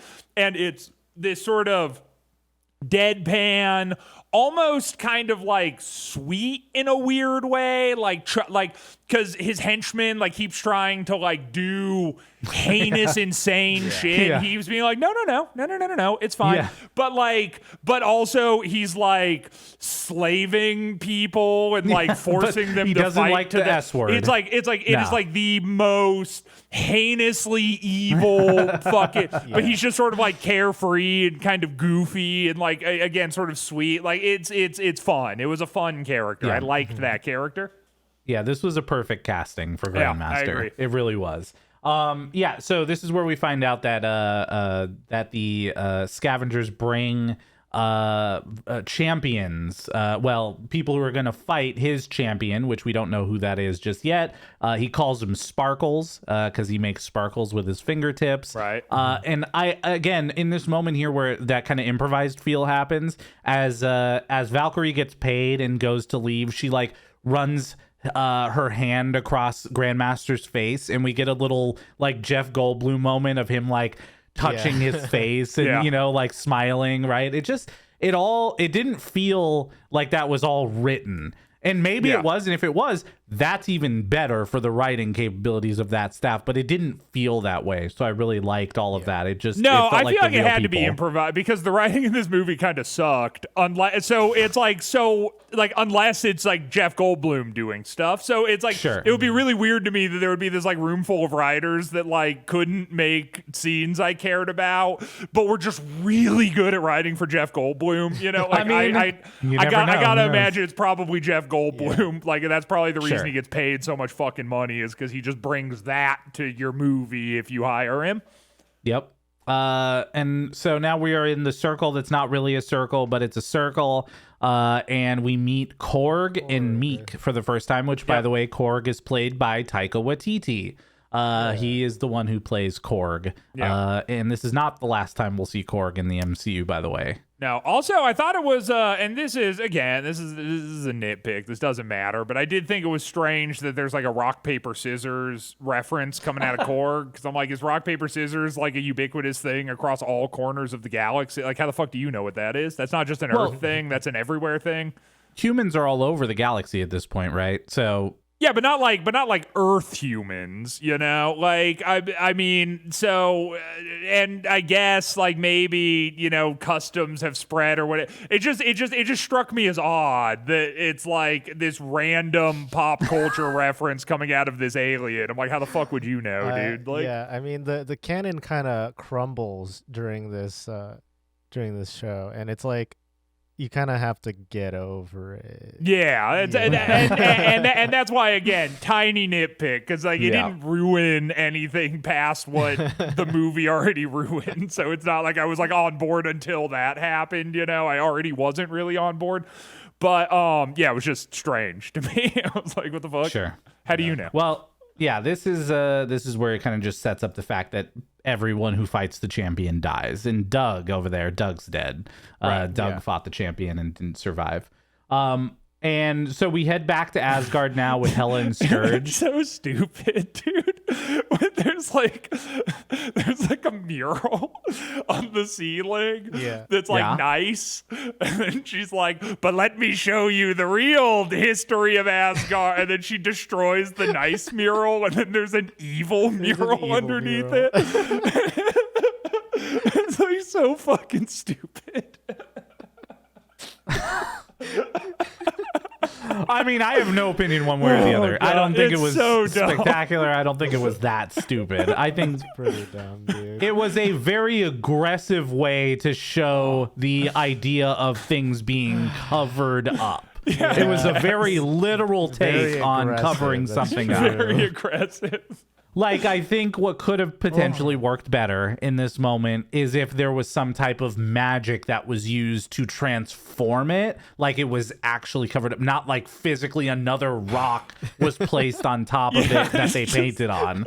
You know, it's so on the fucking nose, dude. It's like, Jesus. So I don't disagree. Like that was pretty not aggressive. There should have just been some like poster paper on top of it, and she just kind of like pokes at it with some fire, and then she just kind of like peels it off. Yeah. See? I told you. Anyways, so they're going underground to the treasure room because Hela's going to raise an army of the dead. In this moment, we see a fake Infinity Gauntlet. We see the ice box from the first Thor movie, right? Which not an Infinity Stone, by the way, even though it's glowing. That ice box is where my heart used to be. Yeah. Yep. And then we see the Tesseract. Nice little knot, which is an Infinity Stone, by the way. Yeah. Not an Infinity Stone. No, it is an Infinity Stone. Also, the Tesseract. Not technically. Well, you know what? You're right. The Tesseract itself is not an Infinity Stone. There's one inside the Tesseract. There you go. So that's a point. So you know what? Point for Christian. Congratulations. Thank you so much. Wow. And the Eternal Flame, which is used to raise the army of the dead, including Fenris, the giant wolf. Which that seems like a total like security risk issue. Is you just have like the thing that can like raise all the things, just like right sitting like 20 feet above the thing. You know, I think you would like probably like try and position that a little bit more securely, but. Yeah, you this know, is also one of those points where I thought I thought you were gonna bring up, Dan, about like bad CG was when she takes a pickaxe Fortnite style and just starts hammering away at the floor. The floor looks so fucking bad. I know, it does not. It does not look great. That was the point where I was like, ooh, that could have been done a little bit better. You know what's funny is I actually remember seeing the first hit go down, and then I just maybe like looked away for a second because I don't remember watching her break out the floor completely. I remember seeing the first hit, and then I remember seeing falling her backwards through the hole, which that's a cool character choice. I don't know. That was fun, like seeing her fall backwards. I don't know. When I see something like that, it like lends itself to the core of the character and like how the character moves through the world. And even during the fighting scene earlier with the army, how she was like kind of almost gliding through the army and killing them and like flipping backwards and all this kind of stuff. Her movements in this movie were really cool and I thought consistent throughout the movie, like as she falls backwards through the hole. I just thought that was an interesting character choice and kind of fit in with the way that she fought as well. Yeah, it's like elegant death versus like violent, brutal death. Yep, absolutely. So that's where she's going to raise that. And then we go back to Loki and Thor. Loki has come to see Thor, and he is in projection form here. So he's not actually in there. He is projecting an image of himself inside of this circle to talk with Thor. Right. And this is the first moment where we see Thor is like really just done with Loki. Like he's not here to tear him down. He's not here to like bring him back up. He's just like done.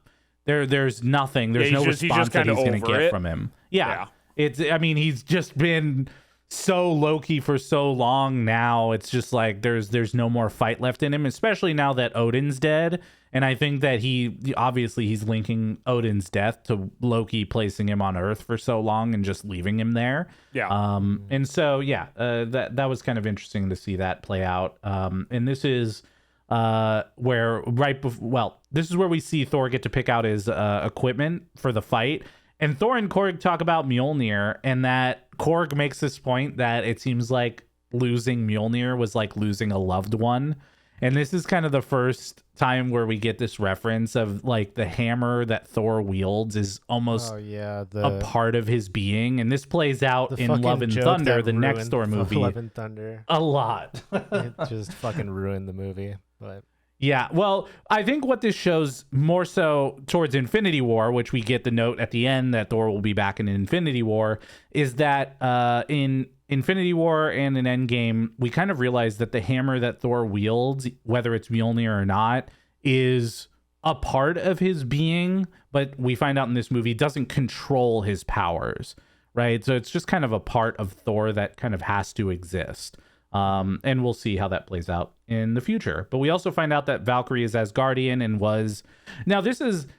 I thought that her name was Valkyrie, but she's also a Valkyrie. So I don't know if all Valkyries are called Valkyrie as well, but she's only referred to as Valkyrie in this movie. Yeah. Yeah. So, and then Stan Lee makes his appearance to cut Thor's hair. Yeah, which okay, what I don't get it. Why did Thor get his hair cut?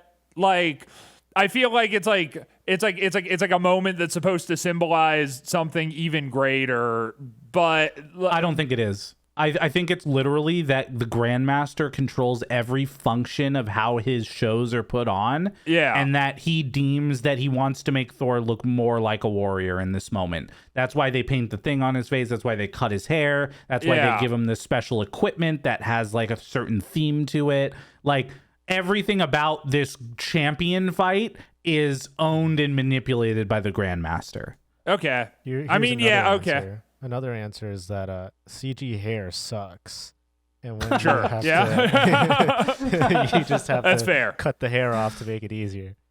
Well, because I'm just sort of like, generally speaking, like in movies, when you have sort of a character that appears one way and then there's this like big dramatic shift into like, it's like, it's often sort of used as like a tool to symbolize like, a change within the character themselves or something in the plot or whatever. And I was just like, I didn't get it. Like if there was symbology there, I didn't understand what the symbology would have been. So and perhaps you're right. Perhaps I'm looking too far into that and it's literally they just like cut his hair.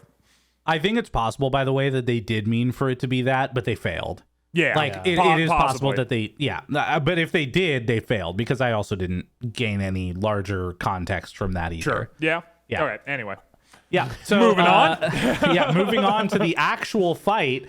I'm curious. Have you ever seen anything about this movie, and did you know it was going to be Hulk before it happened? Dude, okay, can I be completely honest with you? Here we go. Is this magical Christian moments where he guesses everything before they happen? No, I didn't even realize it was Hulk until he said it. So it's the opposite of that.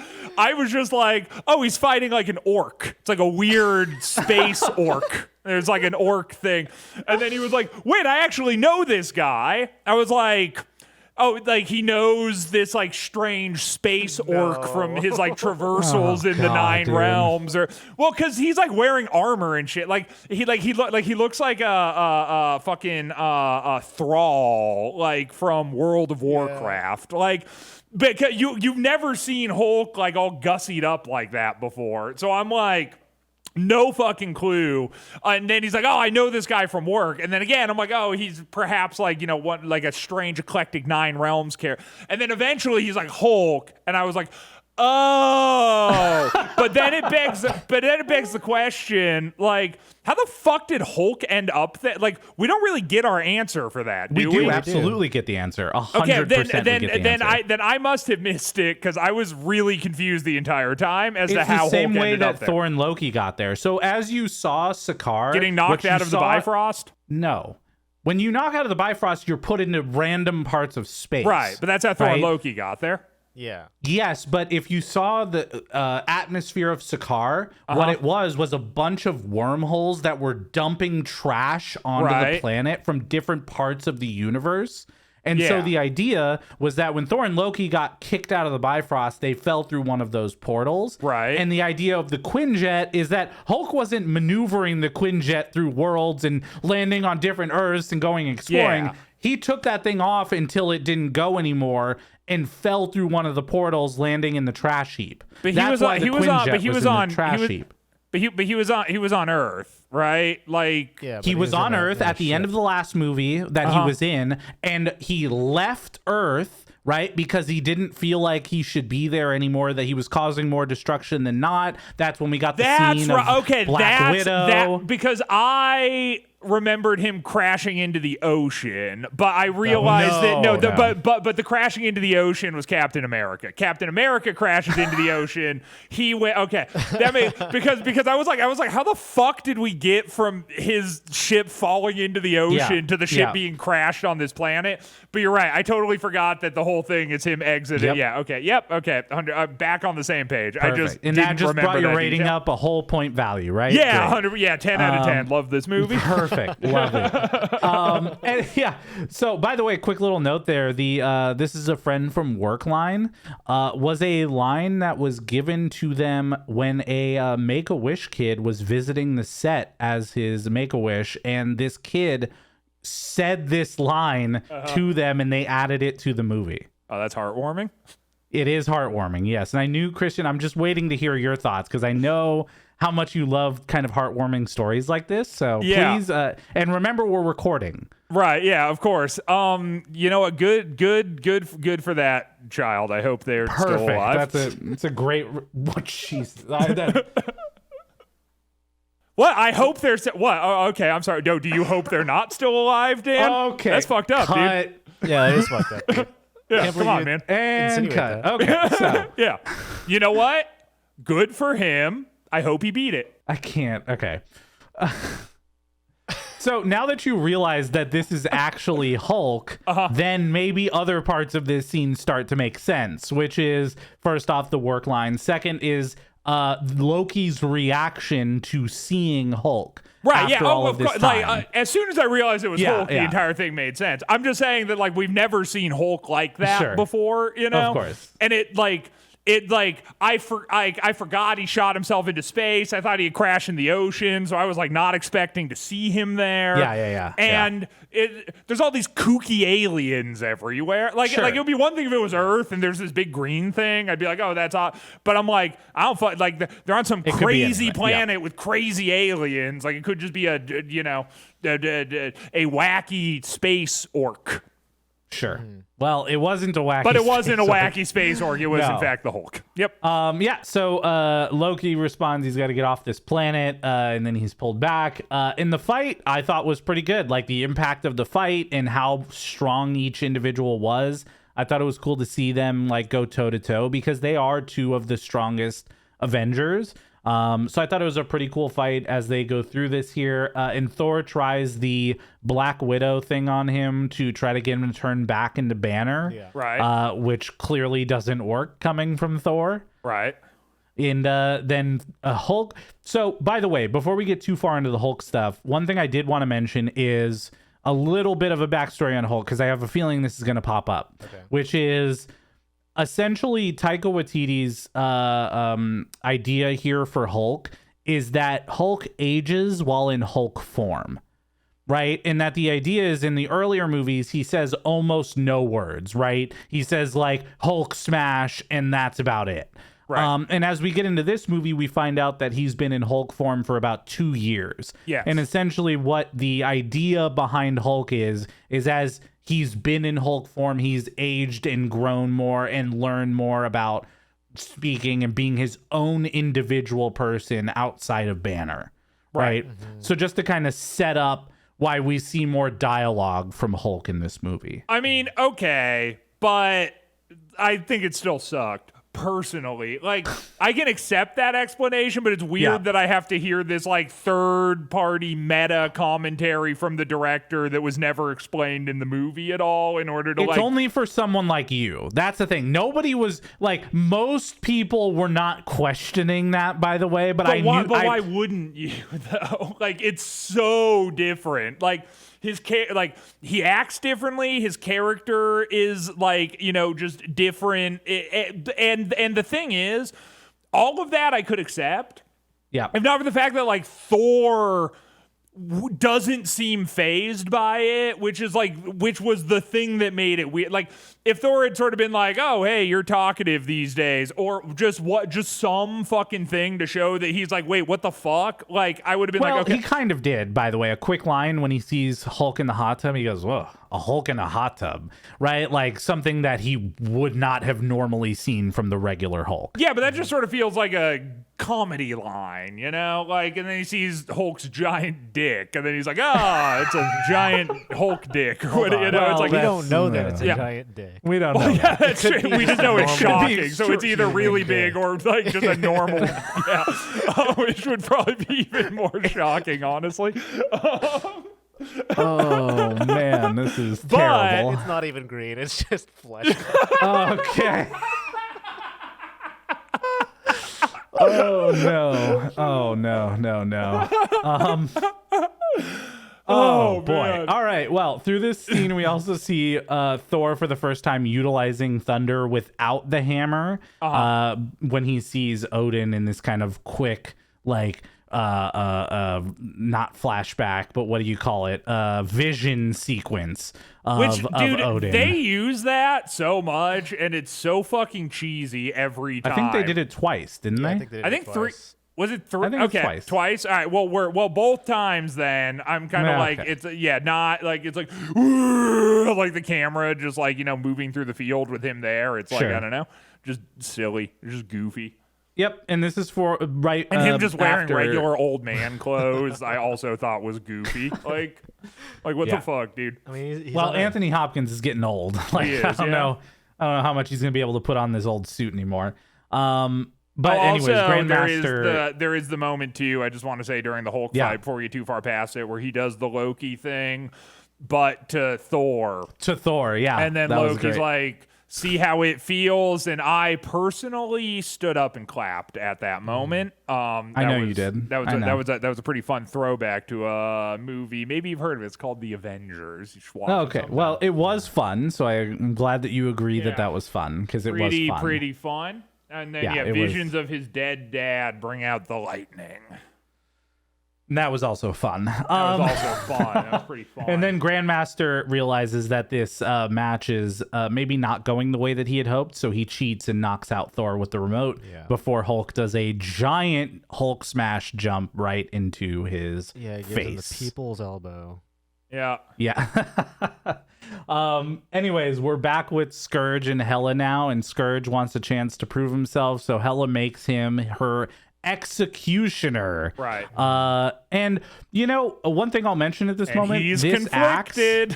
Well, yes, but this axe that she makes for him is like an axe that she's made already like 3 or 4 times throughout her fight, and I just thought it was like, oh, it would have been nice to make maybe like a cooler axe for her executioner. She's only got like the 3 blades. She can make those like she can make those like spike pillars. She can make daggers, and she can make axes, and then that's it. Those are like her 3 things. Yeah, she's got 3 spells on cooldown, but like right, totally. Yeah, I just thought it'd be cool to get like a maybe more customized, cooler axe than that one was. Yeah. But we also we finally get our Chris Hemsworth shirtless scene, which we needed. He takes his shirt off and he's all jacked. Well, that's also after. Okay, we get finally the Heimdall reveal. All right. Yeah. Because you're the one who was complaining about Heimdall not getting a good reveal, and then you just skipped over Heimdall. Yeah, you're right. Because this is Thor Ragnarok and Knuckles. So right, and Knuckles. Yeah. Which, man, I would love to do a podcast where we watch the Sonic movie with Christian. That would be fun. But that's for another podcast. Yes, he does wake up shirtless.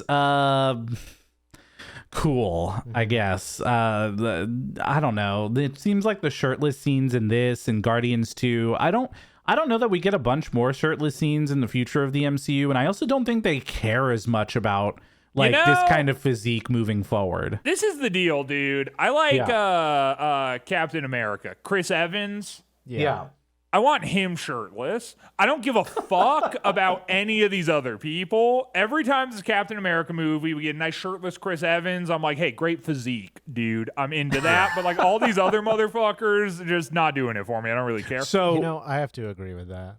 Yeah. In Thor: Love and Thunder, Thor is more ripped in that movie than he is in any of the previous ones because he was also, I think he had also just got done shooting the Hulk Hogan movie where he's playing Hulk Hogan, and he is, I mean, huge in that movie, which it hasn't come out yet, but I've seen photos and stuff of them posting about it, and yeah, I've seen all the nudes for sure. Do you think that with this sort of surge of Hollywood actors taking a bunch of steroids, eventually we're going to be 60-year-old men watching these guys just break the fuck down physically and mentally because of all of the juice they've been pumping into themselves in order to get big for these roles? Or do you think that science has gotten to a point where they can just sort of do it in such a way where it's not going to give them dementia in their 50s? I don't know. I mean, it depends, right? Because some of these guys aren't doing this type of role every single time. Chris Evans, he's not doing this kind of role every year. Right. He did, a couple of years of worth throughout the entire MCU. He probably did 2 years worth of it, right? Right. And so the rest of his life is not spent doing that. Like Knives Out, he didn't have to get jacked on steroids to be able to play that. Yeah. It's different for like ongoing bodybuilders who are doing this for 10 years of their life, right? Yeah, I just think about it because I'm like the cocktail of like test and steroids that like you can be on these days and be like a Hollywood actor with like the actual physique of like, you know, just like this impossible to attain like I'm like, I'm just interested to see if the other shoe is ever going to drop on these guys, because it wasn't really like around like this in the 80s. So it's like we get to witness this like era of actors doing this to themselves. Sure. And I'm just interested to see in like 20 years if they're just going to be like, you know, just fucking like just completely falling apart or not, you know, and we'll see. It's a good point, because I just saw a clip from the old, what was it, Clark and Lois show or something with Dean Cain playing Superman. And his Superman in that suit was like not... I know. It's like a regular jacked guy, like a reasonably in shape man who smokes, you know? But even then it was like not much. Right, totally, dude. Well, because not in a bad way, but you know, that used to be the physique, you know. Yeah, again, I think about it when I watch these movies, but anyway, for sure, I don't have an answer. Yeah, so Hulk gives him the quick background, which is that he fell onto this Earth, and now we realize that was because he left Earth on the Quinjet, and the Quinjet landed here on this planet, which is the dumping ground for the universe, it seems. And that Hulk is really uninterested in leaving, and also uninterested in ever turning back into Banner again. That he's clearly taken control in some way of Banner's body, and that's why he hasn't changed in over 2 years. Yep. Around this point, too, can we get some air horns, please? Yeah, of course, please. Okay. Hey, what's up, everybody? It's time for another exciting edition of Allison's Thoughts. I stood up to use the restroom at this point. Was watching this movie with my lovely wife, Allison, and asked her what she thought. And I wrote it down verbatim, and here it goes. Oh, God. We are an hour in, and I feel like we've been watching this for so long, but we still have an hour left. Kim Possible villain vibes on the hot green and black villain girl. It's really long. It's giving Fever Dream a little bit. I feel like much like Thor waiting to fight the Hulk. Oh, okay. I feel much like Thor waiting to fight the Hulk. I feel like we are running in circles from that scene where he's going. Okay, you know, tell Allison to just calm down a little bit. This is our podcast. Yeah, all right? We don't need the fancy writing, okay? I know. I was actually like, oh, hey, that's good, dude. Damn. I'm getting a little offended here. Okay. I just feel like we got a lot of side plots. I'm waiting for them to wrap it up and tie it together. I don't know what it is. I couldn't stay awake for the first Thor, but Thor feels directionless in general. There is also a lot of gratuitous muscular scenes. The only reason I'm even awake right now is because I drank an iced tea with dinner. That's Allison thoughts. The most Arizona, oh my God! All right, well, I'm a little wired. Yeah. There you go. Oh, God. All right. Well, we also, by the way, get after this another utterance of the line. That's what heroes do. So here's our second act utterance of that when he's talking, and then he goes to like throw a ball through a window and it bounces back and hits him in the head because it's like a comedy movie and you can't just have serious things happen without a little comedy relief to end the tension. And then but he's trying to get out to the ship so we can get off the planet. Yeah, I mean, he's bumbling. I mean, that's really what it is like through even when he gets Valkyrie to come into the room and then he like appears from out of the corner and he like kind of places his elbow on the thing, but then doesn't and then reshifts again. It's like, I don't know. Look, there's only so many directions you can take Thor, and clearly they weren't going to go the direction that they did in the first two movies. So here's a new take. And yeah, so he explains to Valkyrie that Odin's dead, Hel is back, and then that Valkyrie kind of just says, "I've left that behind. I'm done, Your Majesty. Like it's over." And then Thor jumps out. Now I have to headcanon this part because this doesn't make any sense. Is if he could have broken out of the glass the entire time, then why was he still in that room? Because he had the thing on his neck. Yeah. He had to get that thing off his neck, right? I have to assume that that's the case because they never show him touching the glass and that there's a force field on there. They only show that the force field's at the door. Yeah, but I also think that like it's not like a force field thing so much as it's like if she came into the room and saw that he wasn't there, she'd just press the thing and he would just drop wherever he was. Maybe. I think that that's the implication. But he also did try to go out the front door while he had the thing on. Yeah. Right, yeah. But then he realized the power of the thing, you know? See, now you're defending this more than I would have. It's not good. I'm just saying I think there is like an actual reason behind that. I just feel like if they would have shown him also trying to escape out the window and that the force field was in all the locations of this room, it would have made more sense to me. I get that. Yeah. You know what? I'll give that to you. Yeah, my gripe with that's a point to me that you're giving me. You're right.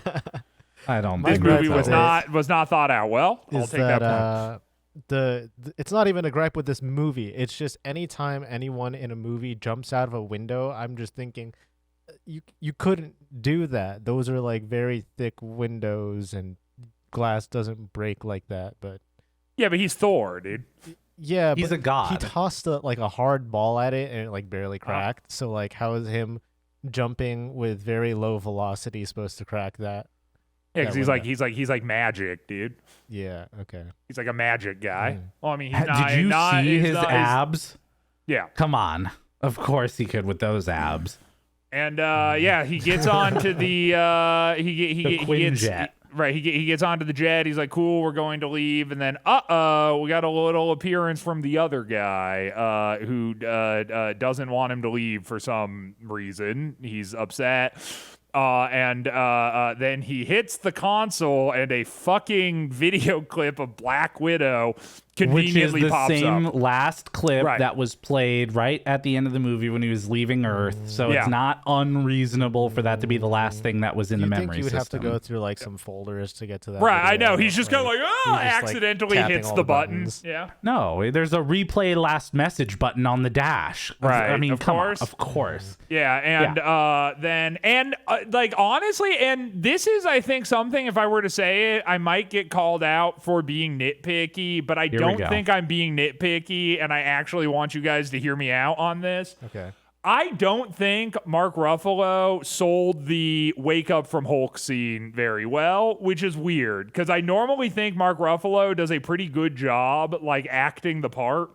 But his like, I've been Hulk for 2 years. Whoa, where are we? Like it was like super cartoony and stiff. Like it was strange because like normally I actually think Mark Ruffalo is like a decent actor, and it just like for whatever fucking reason I was like, man, I would have reshot that or something. Like that was just like not hitting for me. That was a strange instance of like just really corny ass acting from Mark Ruffalo. I won't disagree. I didn't notice anything weird, I guess. Well, yeah. Yeah, I mean, sure, I guess. If that's how you took it, it didn't pull me out of the moment, that's how you I feel, guess. Christian, you're very entitled to your opinion. Well, you know what? Thank you so much. I appreciate it. You know what? Your opinions are valid. You know what? I appreciate you guys giving me this safe space to talk openly and earnestly. Yeah. They're wrong, but they're valid. So. Well, now this space doesn't feel safe anymore, frankly. Yep. We also get the ship calling him the strongest Avenger after Thor's activation was Point Break, which I forgot to look that up. I don't know what Point Break is. I assume it's a movie. I've never watched it. I don't know who stars in it. Is it some other like white guy or something? Is this like a? It's like I don't know. I'm just context clues. I think it's about Surfer, and Thor's got surfer hair or had surfer hair. I don't know. I have no clue. It looks like it's a movie with Patrick Swayze and Keanu Reeves. I don't know. So after a string of bizarre bank robberies in Southern California, notorious Hollywood predator Keanu Reeves. Yeah, you were wrong. So yeah, that was Oh, yeah. Patrick Swayze, who are addicted to the rush of thievery. Okay. Oh, wait. Does but he have the hair? when Keanu Reeves' character falls in love with a female surfer. Oh. So wait, I wasn't maybe there that is some wrong. surfing. Right, Wow. yeah, so maybe, yeah. Okay, well, anyways, back to... Yeah, that's cool. The Grandmaster I'm glad we took that diversion. I think that really added a lot. It was worth it for sure. We'll pause right here so that in case Christian decides to cut that out. So I'm not cutting that out. No. My editing machine's broken. I've already had to cut out too many things from this episode. Of course, yeah. Oh, these episodes would be 5 hours if we left everything in. So Yeah, dude, Grandmaster announces that Thor has taken, the Lord of Thunder has taken the champion Hulk, and that Loki and Valkyrie also catch up in this moment. And this is where Loki accesses Valkyrie's mind for a moment to see what actually happened with Hela and the Valkyrie. This was really cool CGI in my opinion, but I'm not looking at it from necessarily like how fuzzy, whatever. I just thought this was like a really great art moment of seeing the Valkyrie coming down against Hela and like Hela shooting out the knives and like all of this happening in slow motion.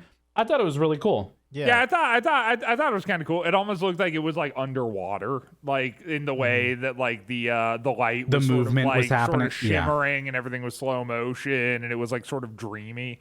Yeah, I actually agree. I thought it was cool. I literally just wrote down like, this is the sickest part of the movie is this Valkyrie flashback. Like that's literally what I wrote, and it's really cool that they have enough of the art direction because they have like all the high contrasty like slow motion stuff, and it looks like old I don't know what fucking kind of style it is, but like old Renaissance paintings or whatever. Yeah.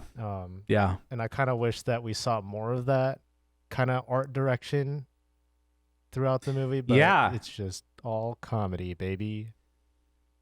Yeah, I mean, if it wasn't a comedy movie like it ended up being, it would have been cool if that was the start of the movie, right? Like seeing the Valkyrie fight against Hela, like before a flash forward. That could have been cool too.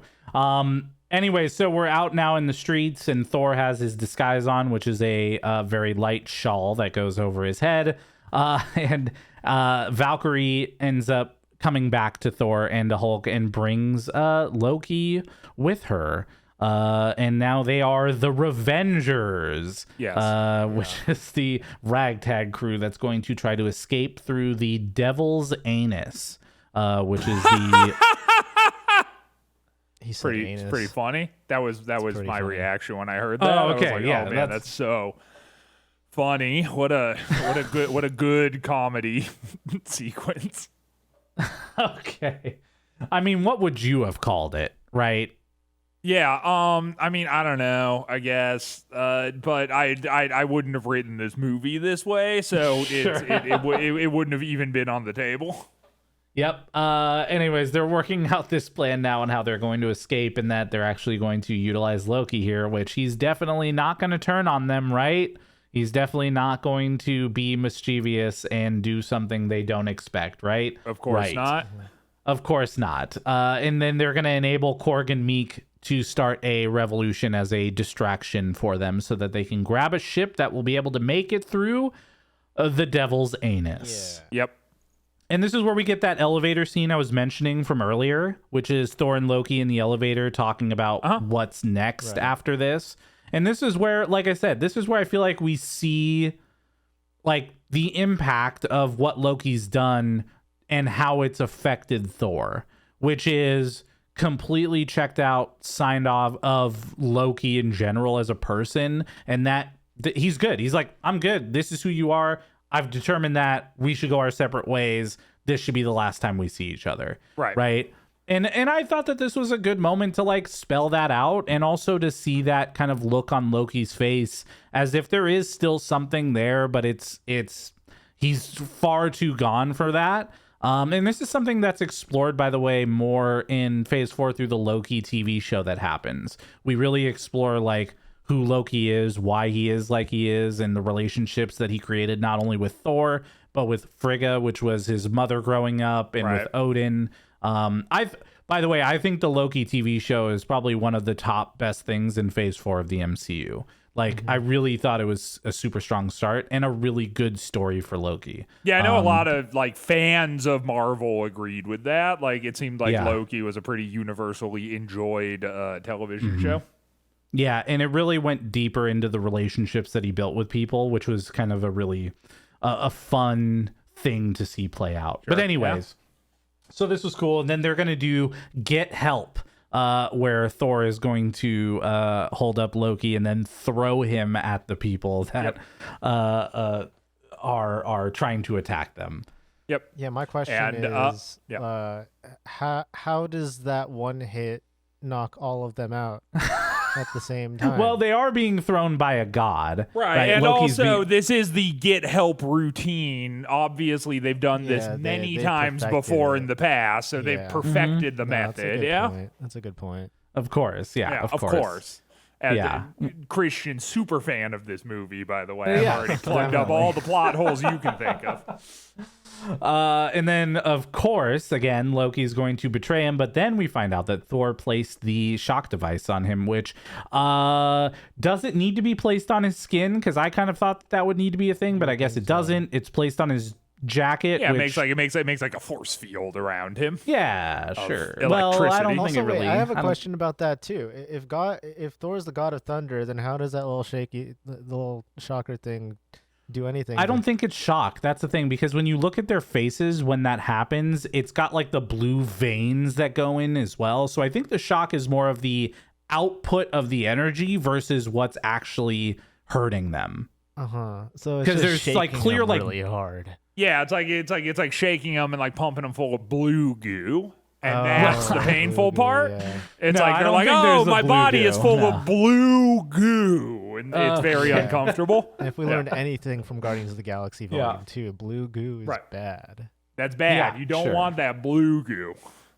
Well, anyways, they do get the Grandmaster's ship, and then Valkyrie's following behind as they're being chased down by the Grandmaster's other ships there, and then we get multiple plane jumps in this movie, by the way. Just plane jump to plane jump to plane jump. Yeah, we get multiple plane jumps. We get an ejector seat with Banner, which perfectly threw him into the other ship. Yep. We get a lot of really clean ship jumps here. Yeah. Throughout this scene. And then Banner takes over the ship flying and presses the party button, which sets off a whole bunch of fireworks because it's an orgy ship. Yeah. Which again, it's like, it fucking, I don't know, like whatever. I mean, if the line was delivered, here's what I'll say.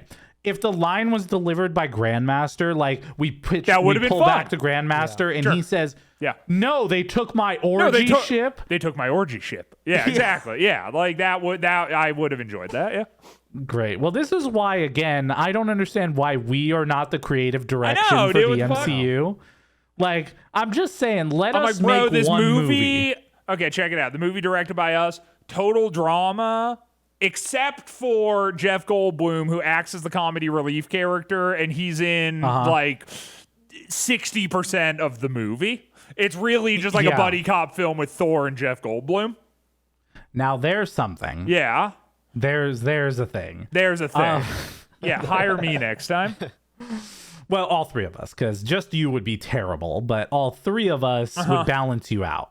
Yeah, I don't think so. I think I've seen what you do when you create solo. I'm gonna say you need some balance. Hey, you know what, dude? When I create solo, it's masterful, dude. I don't think the world's even ready for it. In your opinion. So, anyways, Korg and the Revolution find Loki and release him, and they're gonna take the giant ship off of the planet, and Loki says, you look like you need a leader, and Korg says, also I want to say too that like, so after all like the ship jumping around thing happened, like it's then Valkyrie and Thor both end up back on the ship, and they have this like weird sexual tension moment that happens where they both like jump onto the ship and they're like gonna like embrace each other because they're like standing like, just very close to one another.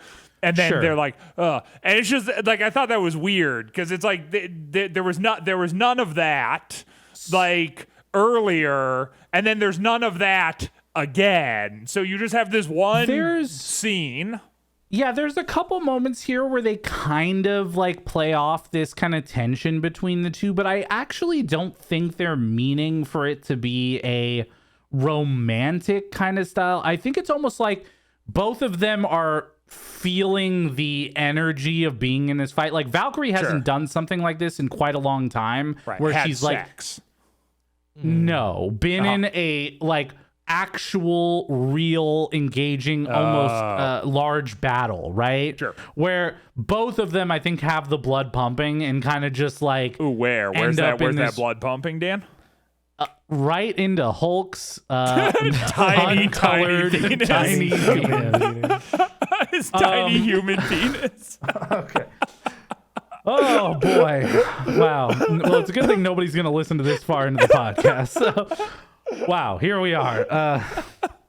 Where are we at? I don't know where we're at. Yeah, you really threw so me there's off like here. sexual tension, ship jump. Then Butcher decides that he's not about this whole murder thing. He's not into it. He definitely hesitates here because Hela is trying to find the Bifrost sword or find where the Asgardians who've escaped have gone. Right. She picks a random person from the crowd for Butcher to butcher. Right.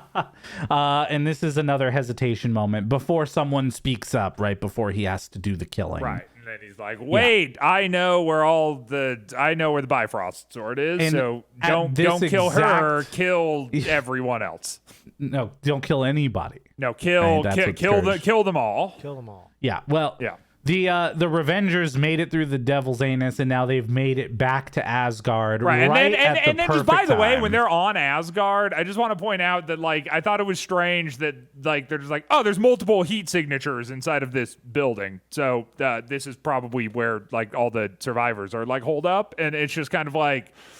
It's just like there was like nothing on Asgard that also could have like done that to reveal where these people were, other than like decapitating someone. No, because Hela killed all of them. Right. Yeah. Okay. I guess. like Hela killed almost all of them. Yeah. But like they just like show up and like immediately Thor and Loki and Valkyrie and Banner are just like, oh, we know where all the survivors are. Like instantly, like, you know, within a moment of being here. That Heimdall also tuned Thor in to what was happening in Asgard before all this happened. Okay, sure. So he's like looking for them. Yeah. He's looking specifically for where they've gone to, right? So, right. Yeah. You're welcome. That's Moving another on. point raised in your score for this movie. I'm so glad to hear it. Now it's an 11 out of 10. It's all making sense now. Right, yeah. It's a really, really definitive cinema experience. Yeah, Hela found the door, and this door just immediately gets taken down. But I did like, by the way, that they didn't like break down the door that clearly was somehow magical, but that she like tore down the rocks around the door, which then made the doors fall, creating a bridge. Yeah, creating a little drawbridge situation. Yeah, that was kind of fun. That was cool, because again, it was also leading to the fact that she couldn't just break through this magical door, right? That wasn't just rocks. So it was cool that they kind of put at least some level of thought into this moment. So that was nice. They had all already escaped out the back, though. So they're trying to get off of Asgard and heading to the bridge to the Bifrost. But there's a wolf on that Thar bridge. There is, which Thor's going to distract Hela by going to her throne, and whatever that staff is, I guess that was Odin's staff, he's going to bang that on the ground to get Hela's attention in this moment, so that they're splitting up everybody. Well, and I kind of thought that it was like sort of weird too that he can just sort of like I don't know, man. Like, I mean, and maybe it makes sense because he got like called back into like Asgard before he really had the opportunity to like go toe to toe with her originally. But is that like just to assume that like if Loki had never called them back, then this movie wouldn't have even happened because he was just like actually evenly matched to fight her the entire time? Because nothing really changed. Like he gets like the power of lightning later. But that's after he's already like fought with her. So it's like, so the entire like conflict of the movie really is like Loki bringing him back before he had the opportunity to fuck with Hela in the first place. But to be fair, he doesn't kill Hela. In fact, they would have lost in the start of the movie if it was just them going up against Hela. They would have lost. Yeah, I guess I guess that's fair because ultimately they have to like summon the fire demon to like take her out. Surtur to take her out in the giant super form of Surtur in Asgard, right? Yeah, and I guess just like traditional structure in things like this is that it's like you sort of like set up the conflict with the dude, but like the person is missing something that he needs in order to actually take her out, and then he comes back later with the missing thing. But like with this, it's like nothing had really like changed. So and it's not even really like a gripe. I was just kind of thinking about it. Like it was just like you know, he could have just like fought her in the first place. But I guess you're right. Like it wouldn't have worked because they ultimately did need to summon the demon to take her. Exactly. Down. Yeah, he couldn't Thor even do it. Yeah. Yeah, Thor mentions it. He's like, "We'll never defeat her. Right. Like, actually, as long as Asgard stands, she will stand." Right. Yeah, right. Yeah. So, and Hela ends up taking Thor's eye out in this moment, and lining him up to more of what Odin looks like. Which also, you want to talk about bad CGI, dude? Like that eye was like not selling it for me. It was pretty bad. At any point, there was no point in which I was like, "Oh, that looks reasonable." I'll agree. It was bad. Like that's it's bad. Why did it look like it was burned off instead of sliced off? I know. Yeah. Yeah. Well, it's because it's like a PG-13 movie, so they just have they can't just show like a socket. You know, it has to be like a black sort of abyss. Yeah. Yeah. Exactly. Nope. Totally. But can you imagine how cool this entire ending sequence actually would have been if it was just like a bloody socket and it's like still and like I get that that's like but I'm saying like visually that would have been fucking badass, dude. Like, you know, it's just Thor with that would have been cool. But we didn't get that obviously. But that would have been cool. I would have liked that. Yeah, we did not get that. We had our sort of all hope is lost moment around this point, which is, you know, pretty stereotypical for these movies where it's like, oh no, the people are all going to die. And then the Hulk is in the water and he's going to die. And then Thor is fighting the Hela and he's going to die. And everybody's going to die. And this is it. It's done. No, movies over. And then she asks Thor, "What are you the god of again?" And then he flashes back to his dad, and his dad is like, "Asgard isn't a place. Asgard, I didn't control the thunder with my," and then he's buried in rubble. And then it snaps back to Thor. And again, just in case you forgot, it goes back to a moment before so that you hear her repeat the question again so that he can get the one-liner out. And that was really awkward to me. The way that they staggered that, I was just kind of like, you know, like, yeah, I remember, you know what I mean? Like, it would have made more sense for her to be like, "What are you the god of again?" Then the scene, he's like, "I am the god of thunder," or whatever the fuck. But no, but then we get her asking, "What are you the god of again?" You know, and then it turns out, I'm not sure if you guys knew this or not, but Thor is actually the god of. Say it with say it with me now. Say it with me. I thought it was lightning. It was the god of lightning. He's like a lightning. he's like an electricity guy. So he uses that to his advantage. He's not Thor the god of hammers. No, he's absolutely Thor the god not. of thunder. No? Look, I actually agree. Like the repeating of the line didn't really make any sense. Like, did he time travel 12 seconds back? Like, right, yeah. I don't. It didn't really make any sense. I think that was just bad editing. Like, I don't even know if that was the creative direction or in the script that it was supposed to repeat the line again. No, I think it was because I think the thing is that they needed like the badass one-liner because that was like sort of the thing tying the whole movie together. Like, you need that one-liner in there, but it would be weird for him to have the flashback before. And then she's like, "What are you the god of again?" And it's like, so he's like, because he needs to like whatever, but then it's like he can't be like, I am the god of thunder, and then he has the flashback to his dad, so it's like they just had to stagger it weird. I don't know. I would have just had her say the line, then do the scene, then god of thunder, and then done, but I didn't edit this movie, so. Sure. We did get a plane jump that you skipped over, which was Bruce plane jumping. Oh, yeah, the classic there Bruce plane jump, yeah. to show Valkyrie finally that he is the Hulk. Right. And then he lands very hard on this glass bridge before turning into the Hulk. And the cheering crowds raise up from their seats and clap for Hulk, who is now there. Yes, of course. Which they probably did. Like, if you saw this in theater, I bet that there were probably some whoops, you know? Like, some there people. was. Yeah, for sure. Yeah, definitely. Scourge tries to also sneak on the ship in this moment, too, as a refuge of Asgard. He is really very afraid of everything. Yep. And a terrible person. Yeah, and we get the literal Chekhov's gun trope with him too, like the most classic cinema trope of all cinema tropes, where he revealed a gun in the first act, and wouldn't you know, he fires it in the third one. There are two guns. Their names are Des and Troy, because when you put them together, they destroy. Right. Yeah, easy. And they did destroy, by the way. They did. So that was true. Right. We do also get the moment here where we find out what Ragnarok was actually about. And the idea of Ragnarok and it not being able to be stopped was actually the point. Was that the point was to destroy Asgard, to destroy Hela. Which I like the idea of that. The whole idea of this whole movie was the intention was to stop Ragnarok.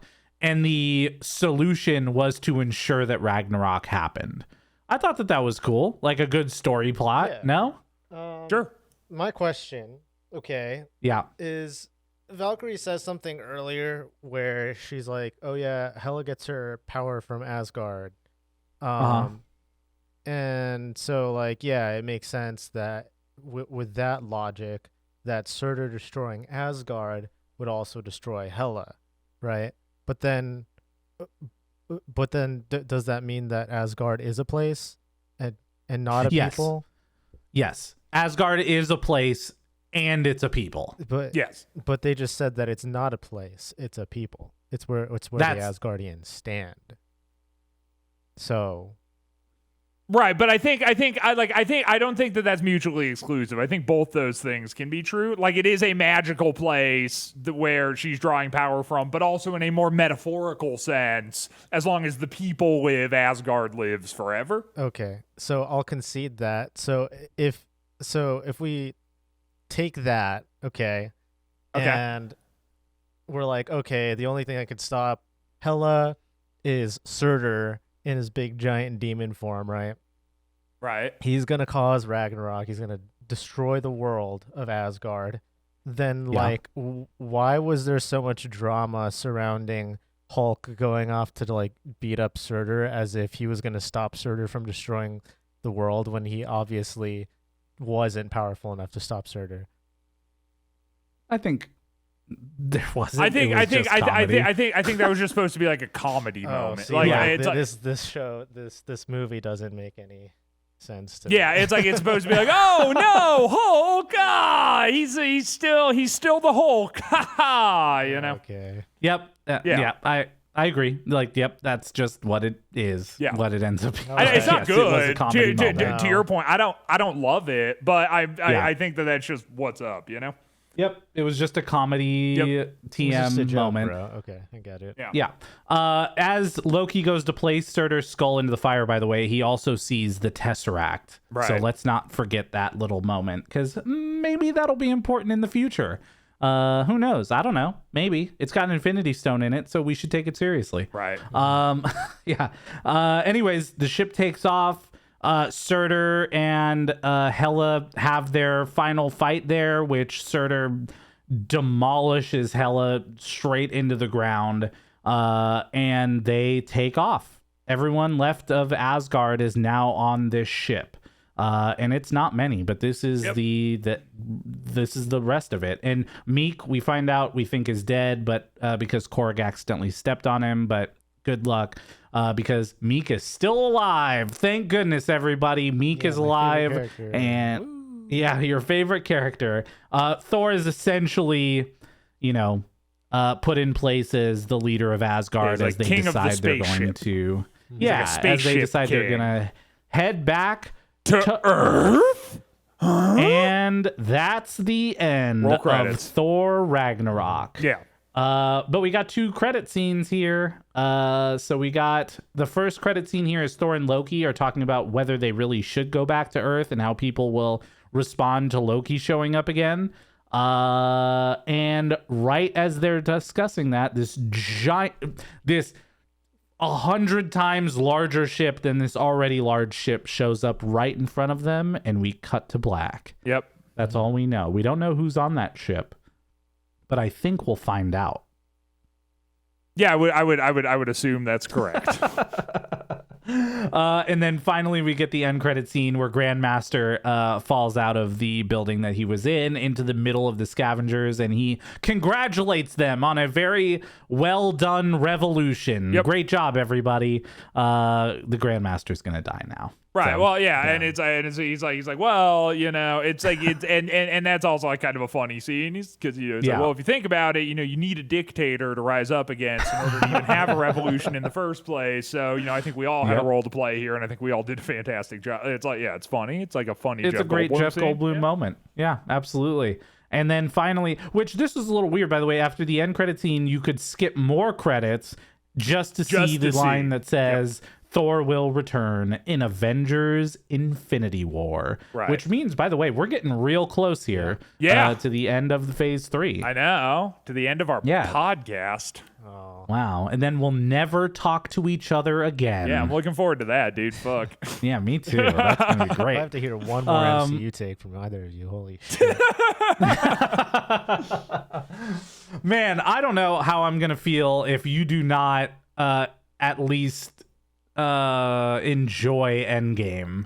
Like I don't know. Okay, if I could be completely objective, there's no way I won't enjoy Endgame, because it'll mark the end of this. Okay. But not even in like a cynical, mean way. It's just like this has been this like big, long, expansive thing that we've done, and I think like a definitive conclusion to the big, long, expansive thing.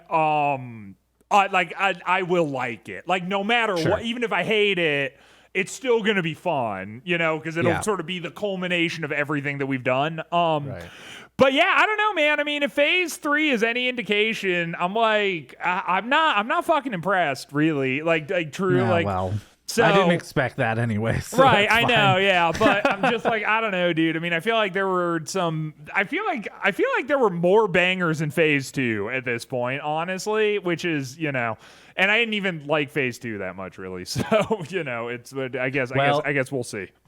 Yeah, I think as phase 3 moves more into the larger mainstream of society here and going to become larger adventures that bring in more people, it is not necessarily the movie styles that you are looking out for in your day-to-day life. That's true. Although I think once this has concluded, because now I will have like watched all of this Marvel shit, really for the sake of Dan, I think that we do definitely need to watch The Thing. It's all. If I have one request at the end of this, we got to watch The Thing. It's really good. If you make me watch 28 Marvel movies, I'm going to make you watch one. There's one thing you have to watch. Yeah, all right. But we're not going to record that. We're just going to have that podcast to ourselves. We'll never release that one. All right, cool, dude. So, hey, what we liked, what we didn't like, and then some ratings. So I guess I'll start. I mean, I kind of covered it. I don't think I need to get like super long-winded here. But Jeff Goldblum, I guess that's what I liked. Like, if I had to pick anything I liked, it's that. Like, I didn't find the comedy offensive, I suppose, which I get. That doesn't sound like a glowing review, but it actually matters considering like the Spider-Man and Guardians of the Galaxy 2 shit that we just came. But I think both of those had moments where the comedy was just like not good for me, and at least this tried and had a couple, whatever. I mean, I didn't laugh, but it's like It was fine. Taika Waititi or whatever the fuck, like they're cool, I guess. Krug, I kind of skipped past it, but like I thought Krug was funny, like Korg. whatever. Krug was cool. Korg. And 2 out of 10 for the I thought dude, it was not 2. pretty. That's actually impossible based on your previous ratings that it's 2. It's got to be at least a 3. Dude, this was so boring. I cannot. I'm like engaged. I'm locked in. We're doing a little critical analysis for the sake of the podcast. It was so boring, dude. There's nothing going on. Like, it's like the only shit that there really is to analyze happening here is like just this movie in reference to all the movies that happened before it. Like, you can take this movie and compare it to everything else, but like just what this movie presents, like there's nothing to really talk about. Like, it's like, I mean, beyond how I would have done it better, which isn't even really that interesting. Like, so, Oh, boy. I don't know. 2 out of 10. I would never recommend it to anybody ever. God damn. Even if you're a fan of Marvel, but I guess Dan liked it, so that's I don't know how cool. I keep being surprised by your ratings. I don't know how my surprise still happens there, but I'm very surprised by that. But anyways, that is. Anyway. What I didn't like about this movie. So, there were 2 things that I wanted to point out. Number 1 was some of the there were a couple moments in this movie where the CGI just felt like a YouTuber that makes fun CGI deepfake videos could have solved in like 2 hours. Like, this is where I am at this point in this world where I'm just like, I go on YouTube and I see these deepfakes and like CGI moments where I'm like, why is that better than things that we've seen in AAA studio movies? Like, how does it happen that some YouTube video that gets uploaded is somehow better than this moment of Odin standing out on this cliff, super blurry compared to the rest of it? And then there was a couple of moments like when Hela was fighting the army where it was aggressively CGI and like there was no attempts to hide that in any way. Where it's just like, the other movie that had a lot of problems like that was the Justice League movie, where there were parts where Superman was clearly a CGI Superman, but they just made no attempts to try to hide that in any way. So that was one thing. The other thing, by the way, which we didn't talk about at all, which we don't need to go down a rabbit hole of, was when Thor shows up on the planet of Sakaar, it's revealed that time works differently on that planet and that Loki had been there for a couple of weeks, which means that Hulk had to have been there for at least 20 years, not 2 years, because 2 years is how long had passed for Thor. And if Loki had been there for 2 weeks, that means that he had to have been there at least 10 times longer than 2 years. Does that make sense? Like, that whole timeline of things. I feel like there are a couple parts in this movie where they just didn't get timelines right.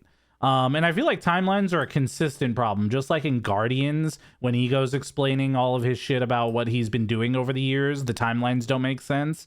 I feel like that's something I pay close attention to in a lot of these movies and other TV shows is consistency between them. And so that didn't make any sense. They made this like really obvious plot point to say that Loki had been there for at least a couple weeks already, and Thor and Loki fell out of the Bifrost within a minute of each other. Yeah, right? well, also, you almost could just fix that by being like, time works differently in the Bifrost, but normally it's not an issue because you just go from like one place to another place kind of quickly, and so it's fine. But if you get knocked out of the Bifrost, it makes time weird, and then it's like, done. It's been 2 years. Hulk's been there for 2 years. Loki got knocked out first, and then Thor got knocked out afterwards. It did some weird time shit. They could have done that, right? But then they decided to make it that didn't. Time on Sakaar works differently. Right, exactly. Which is just a super weird choice. It's a weird choice. But overall, and I'm going to anger Christian with this, I super enjoyed this movie. I had a fun time watching it. I loved watching it all the way through. I wasn't there for a super deep storyline plot mechanic to carry me through as a super invested thing. I did actually like that the ending of the movie was that Ragnarok was meant to happen versus preventing it from happening. I thought that was a cool little twist. Overall, I would rate this movie an 8.3 out of 10. Ooh. Damn, dude. I mean, that doesn't 8.5. anger me. That's pretty on brand, but like, ugh. It was fun. That's it. It was fun. I had a lot of fun watching it, and I didn't get bored as I watched it because I thought it was fun. Right. Yeah. Okay.